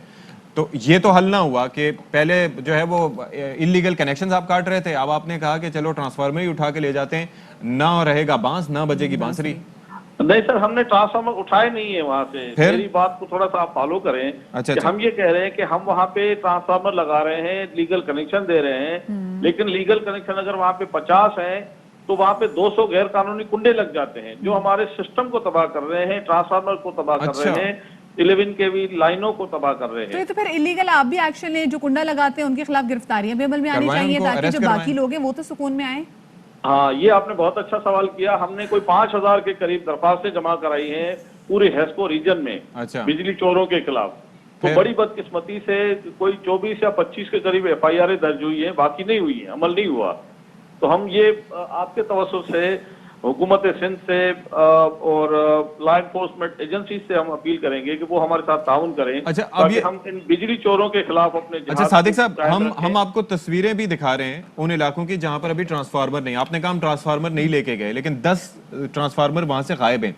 तो अब इस वक्त यहाँ पर जाहिर है कि हमारे प्लेटफॉर्म से आप ये भी बताएं, आपने कहा कि ठीक है 50 अगर कनेक्शन है तो 150 कुंडे लग जाते हैं, लेकिन उसके अंदर 150 के खिलाफ कार्रवाई होनी चाहिए और उन 50 का ख्याल रखा जाना चाहिए because they are your customers. तो उनका क्या कर रहे हैं अभी आप हमें यहाँ पर कोई यकीन दहानी कराएं या बताएं कि उनका क्या करेंगे? जी सर, ये बहुत अच्छा सवाल है आपका। इसके लिए मैं अर्ज करता चलूं कि हमने यहाँ पे ABC केबल इंट्रोड्यूस करवाई और 1 पॉइंट सिस्टम के तहत हमने छोटे ट्रांसफार्मर लगा के जो वुड पे मास्टर कंज्यूमर है, जो रेगुलर पेमेंट करते हैं, उनको हमने छोटे छोटे ट्रांसफार्मर लगा के 25 kVA के 50 kVA के लगा के उनको हमने कनेक्शन दिए हैं ताकि वहाँ पे बिजली चोरी का खात्मा हो सके। चलिए सर, अल्लाह करे कोई मरबूत हिकमत अमली आप अपनाएं ताकि वो लोग जो कि बिल अदा कर रहे हैं वो बिजली से महरूम ना रहें, क्योंकि 10-10 दिन हो गए हैं ये लोग बिजली से महरूम हैं क्योंकि ट्रांसफार्मर वहाँ पे नहीं है। और आप कहते हैं जैसे कि 50 लोग अगर वहाँ पे लीगल कनेक्शन के साथ हैं तो 200 से ज्यादा अफराद तो ऐसे जो कि कुंडा सिस्टम पे अपना गुजारा करें, तो सख्त से सख्त एक्शन हो क्योंकि पानी पैदा हो गया। और हाल ये है कि जनाब ट्रांसफार्मर उठा के ले जाओ, ना होगा ट्रांसफार्मर, ना होगी बिजली चोरी और बेचारे जलते रहेंगे वो शहरी जो सिस्टम। हाँ, वाली बात कैसे करेंगे अब कैसे करेंगे? खैर जी, आगे बढ़ते हैं। अब जरा हैदराबाद से निकलकर आपको ले चलते हैं मुल्तान में। मुल्तान में जनाब शहरी इतने क्रिएटिव हैं कि एक शहरी ने तो रिक्शा और गाड़ी इनके पुर्जाजात मिलाए और पुर्जाजात मिला के ऐसे नहीं मिलाए। हाँ, ऐसे मिलाने से तो कुछ और ही बनेगा। मतलब टेक्निकली मैं ये कैसे मिलाना होता है? तो मैं यहाँ पे बताने लग जाऊंगी। यूं करें ना, यूं मिलाए और यूं ये मैं चीजें तोड़ नहीं रही, चीजें असेंबल की हैं। बड़ी प्यारी सवारी तैयार की है, बड़ी कलरफुल सवारी तैयार की है जिसकी सस्ती और टिकाऊ है या नहीं ये तो बता रहे हमारे नुमाइंदे राना फारूक। में आजकल चर्चे हैं एक ऐसी सवारी के जो रिक्शा भी है और कार भी। ये अनोखी सवारी रशीदाबाद के रिहायशी रमजान ने रिक्शा के 200 सीसी इंजन और मुख्तलिफ गाड़ियों के स्पेयर पार्ट्स को जोड़कर तैयार की है। रमजान का कहना है रिक्शा कार की तैयारी में पैसे के इस्तेमाल के साथ बहुत मेहनत करना पड़ी। ये रिक्शा कार 3 साल में अरसे में मुकम्मल की है। इसके 4-5 गाड़ियों के पुर्जाजात लगे हैं जो कि मुझे बहुत मेहनत के बाद यह तैयार करना पड़ा है। रमजान के मुताबिक उनके पास कुछ मजीद आइडियाज भी हैं, बस हुकूमती ताउन की जरूरत है। हुकूमत की तरफ से हमें इमदादी फंड अगर मिल जाए तो इसमें जो मैंने टैलेंट दिखाया है और ये आपके सामने ही है, अगर ये हो सकता है तो मैं आगे भी 2 चीज़ें ऐसी हैं जो बना सकता हूँ। रमजान ने महदूद वसाइल के बावजूद मेहनत करके फैमिली सवारी तैयार की है जिसकी लागत और पेट्रोल का खर्चा भी कम है। इस खूबसूरत रिक्शा कार की तैयारी मिर्जा रमजान बेग की महारत का मुंह बोलता सबूत है। अगर हुकूमत ताउन करे तो मिर्जा रमजान बेग इस जैसी मजीद कुछ नई चीज़ें भी तैयार कर सकते हैं। कैमरामैन हसन न्याजी के साथ राना फारूक, एयरवाई न्यूज़, मुल्तान। क्या बात है, कितने क्यूट कितने लग रहे हैं ड्राइवर। उन्होंने ऐसा नहीं कि वो आपको रोल डाउन करेंगे शीशे को, वो शीशा यूं आपको स्लाइड करना पड़ेगा। हैं जी, जैसे घरों में होता है। कितने क्यूट लग रहे हैं। और ये कार जो है, जो देखने वाले हैं वो समझ गए होंगे कि किन चीजों का क्रॉस नजर आ रही है। बिल्कुल, मतलब जो है वो आप क्रिएटिविटी के नंबर उनको पूरे दें। यार कैसे महारत से जोड़ा है। हाँ। और कैसे मतलब लाइक उसको स्पेशियस भी कर दिया है। और मतलब पड़ोसी मुल्क में मैं देखता था कि वो मुख्तलिफ गाड़ियां बनाई जाती थी सस्ती 200 सीसी 300 सीसी। तो वैसे ही जनाब यहाँ पर भी इन्होंने। लेकिन फारूक इंशाल्लाह जब ये मैं मुल्तान आऊंगी ना तो आपने इनसे बात करके मैंने इसी गाड़ी में बैठ के पूरे मुल्तान की सैर करनी है। यस, लैम्बोर्गिनी तो नहीं मिलनी इनको, मदिया को तो जनाब इजी ना ले आप मुझे, आप मुझे यहाँ पर नहीं मिलेगी, यहाँ की मैं बात कर रहा हूँ, साइट एरिया में लाके दिखाएं मुझे लैम्बोर्गिनी। छोटी सी ब्रेक के बाद मिलते हैं। क्यों नहीं आ सकती यहाँ पे भाई?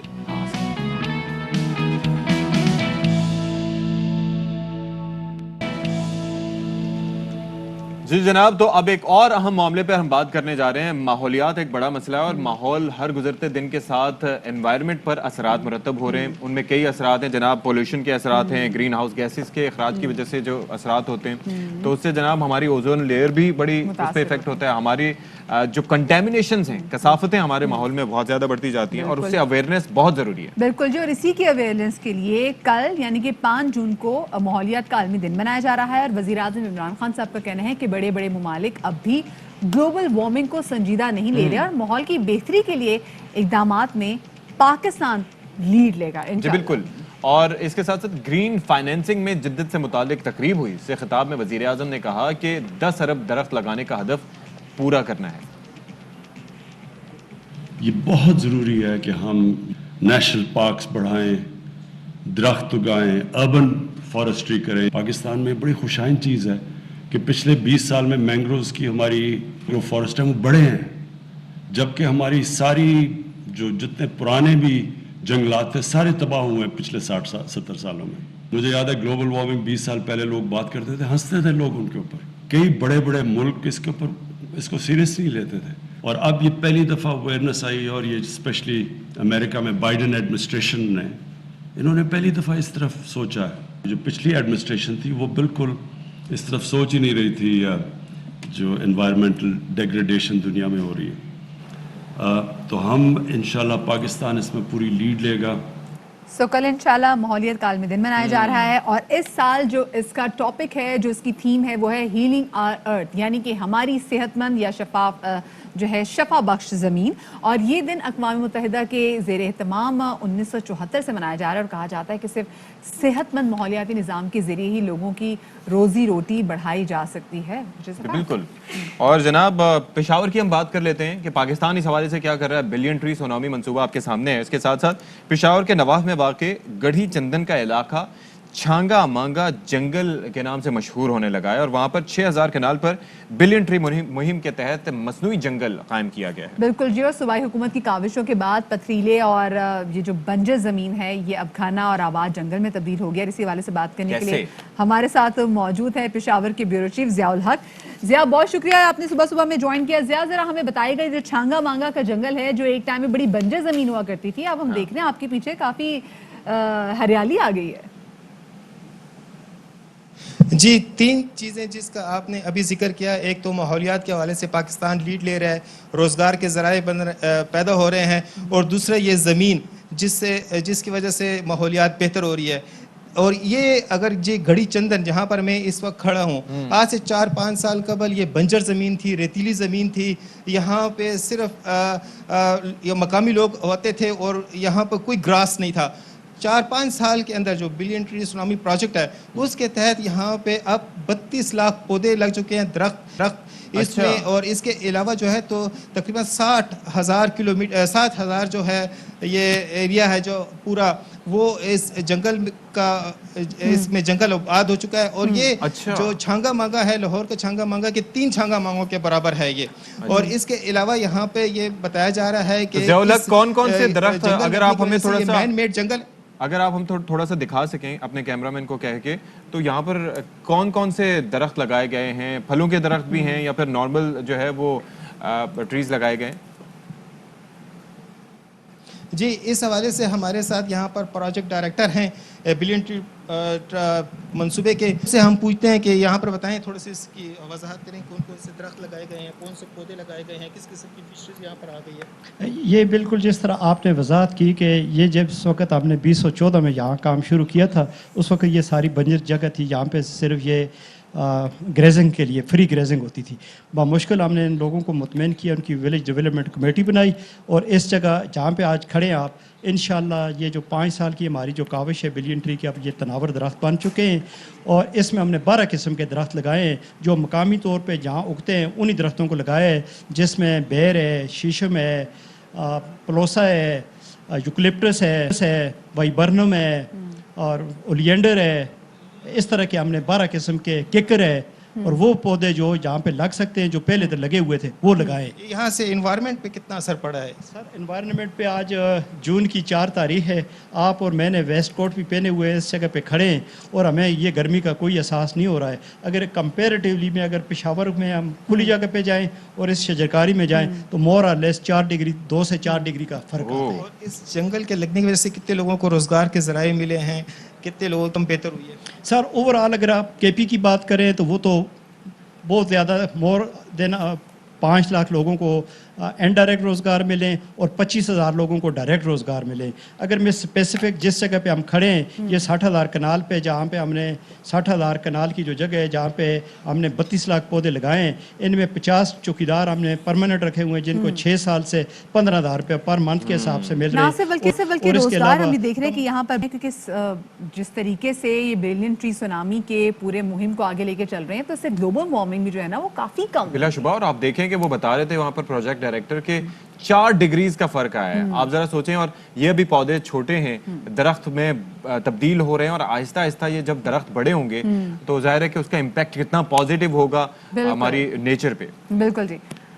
अब जरा आगे बढ़ते हैं और पिछले दिनों आपके लिए बड़ी अच्छी खबर हमने ये भी शेयर की थी कि कुवैत में जो पाकिस्तानी जो 10 साल जो एक तरह से बैन लगा हुआ था वीज़े का, वो बैन फाइनली ख़त्म हो गया और वीज़े की बंदिश से परेशान कारोबारी तबके की मुश्किल हल होने को है, क्योंकि 2011 से बंद पाकिस्तानी शहरियों के लिए कुवैती वीज़े की बहाली पर बड़ी पेशरफ्त हुई है। दोनों ममालिक ने टेक्निकल फैमिली और जो बिजनेस वीज़ा है ये फौरी बहाल करने का भी बिल्कुल, ये बड़ा अच्छा इनिशिएटिव है। और वज़ीर दाखिला शेख रशीद ने कुवैत के वज़ीर आज़म शेख सबाह खालिद अल हामिद सबाह से मुलाकात की, जिसमें कुवैत के वज़ीर दाखिला और पाकिस्तान के सफ़ीर भी मौजूद थे।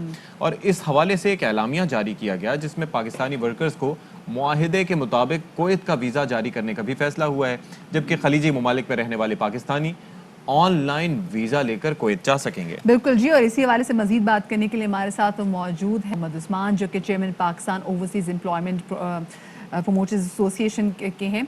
सर बहुत शुक्रिया, आपने बाखबर सवेरा को वक्त दिया। सर सबसे पहले तो बताइएगा कि कुवैत ने पाकिस्तानियों के लिए 10 साल बाद फैमिली, बिजनेस और जो टेक्निकल वीज़ा है ये बहाल किया है, तो कितना मस्बत इकदाम आप इसको देखते हैं और इसके क्या असरात देखेंगे आप? कुवैत के बारे में ये कहूँगा कि मैं भी 2011 में शायद ये डिसकंटिन्यू हो गया था पाकिस्तान के साथ किसी किस्म का भी वीज़ा, उसमें फैमिली वीज़ा हो, विजिट वीज़ा, हर किस्म का वीज़ा डिसकंटिन्यू हो गया था, जो कि अभी इस गवर्नमेंट को मैं बड़ा खिराज तहसीन पेश करूँगा कि इन्होंने इस पर कोशिश की। और ये पहले भी 1-2 मुलाकातें हो चुकी हैं जिसमें कुछ रिलेशन बहाल हुए और हमारा इन्होंने एक मेडिकल जब ये लास्ट 2020 में कोविड था उस दौरान कुछ पैरामेडिकल स्टाफ जो है ना उसको उन्होंने हायर किया यहाँ से, और तकरीबन 700 के करीब ये लोग गए। तो उसके अलावा फिर अभी जो है बाकायदा इन्होंने फ़िलहाल जो भी अलाउ किया है फैमिली वीज़ा, विज़िट वीज़ा और अदर जो वीज़ा है, इसके अलावा वर्क वीज़े में फ़िलहाल उन्होंने 2 कैटेगरीज़ यानी टेक्निकल कैटेगरीज़, उसमें हाई टेक्निकल ही लोग होंगे ज़्यादातर, उसमें medical field and oil field में। तो ये बड़ा अच्छा एक साइन है, अच्छी पेशरफ्त है। जनाब तो ये फरमाइएगा कि इससे फिर जो है वो रोज़गार के कितने मौके पैदा होंगी, कितनी बेटरमेंट होंगी?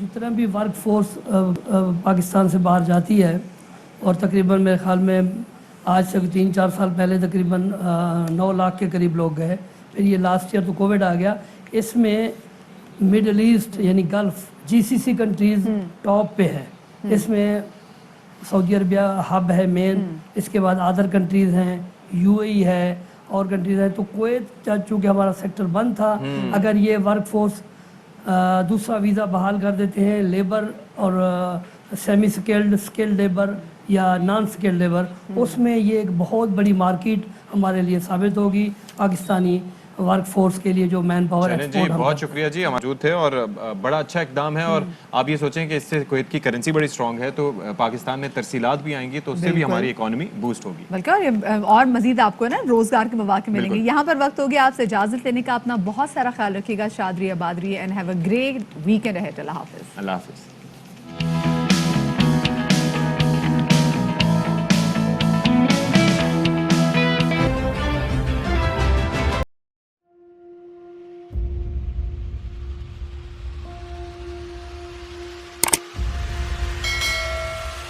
अस्सलाम वालेकुम नाज़रीन, आप देख रहे हैं प्रोग्राम काशिफ अब्बासी के साथ। आज वेलकम बैक नाज़रीन। अस्सलाम वालेकुम, प्रोग्राम सवाले के साथ मैं हूं माजिद।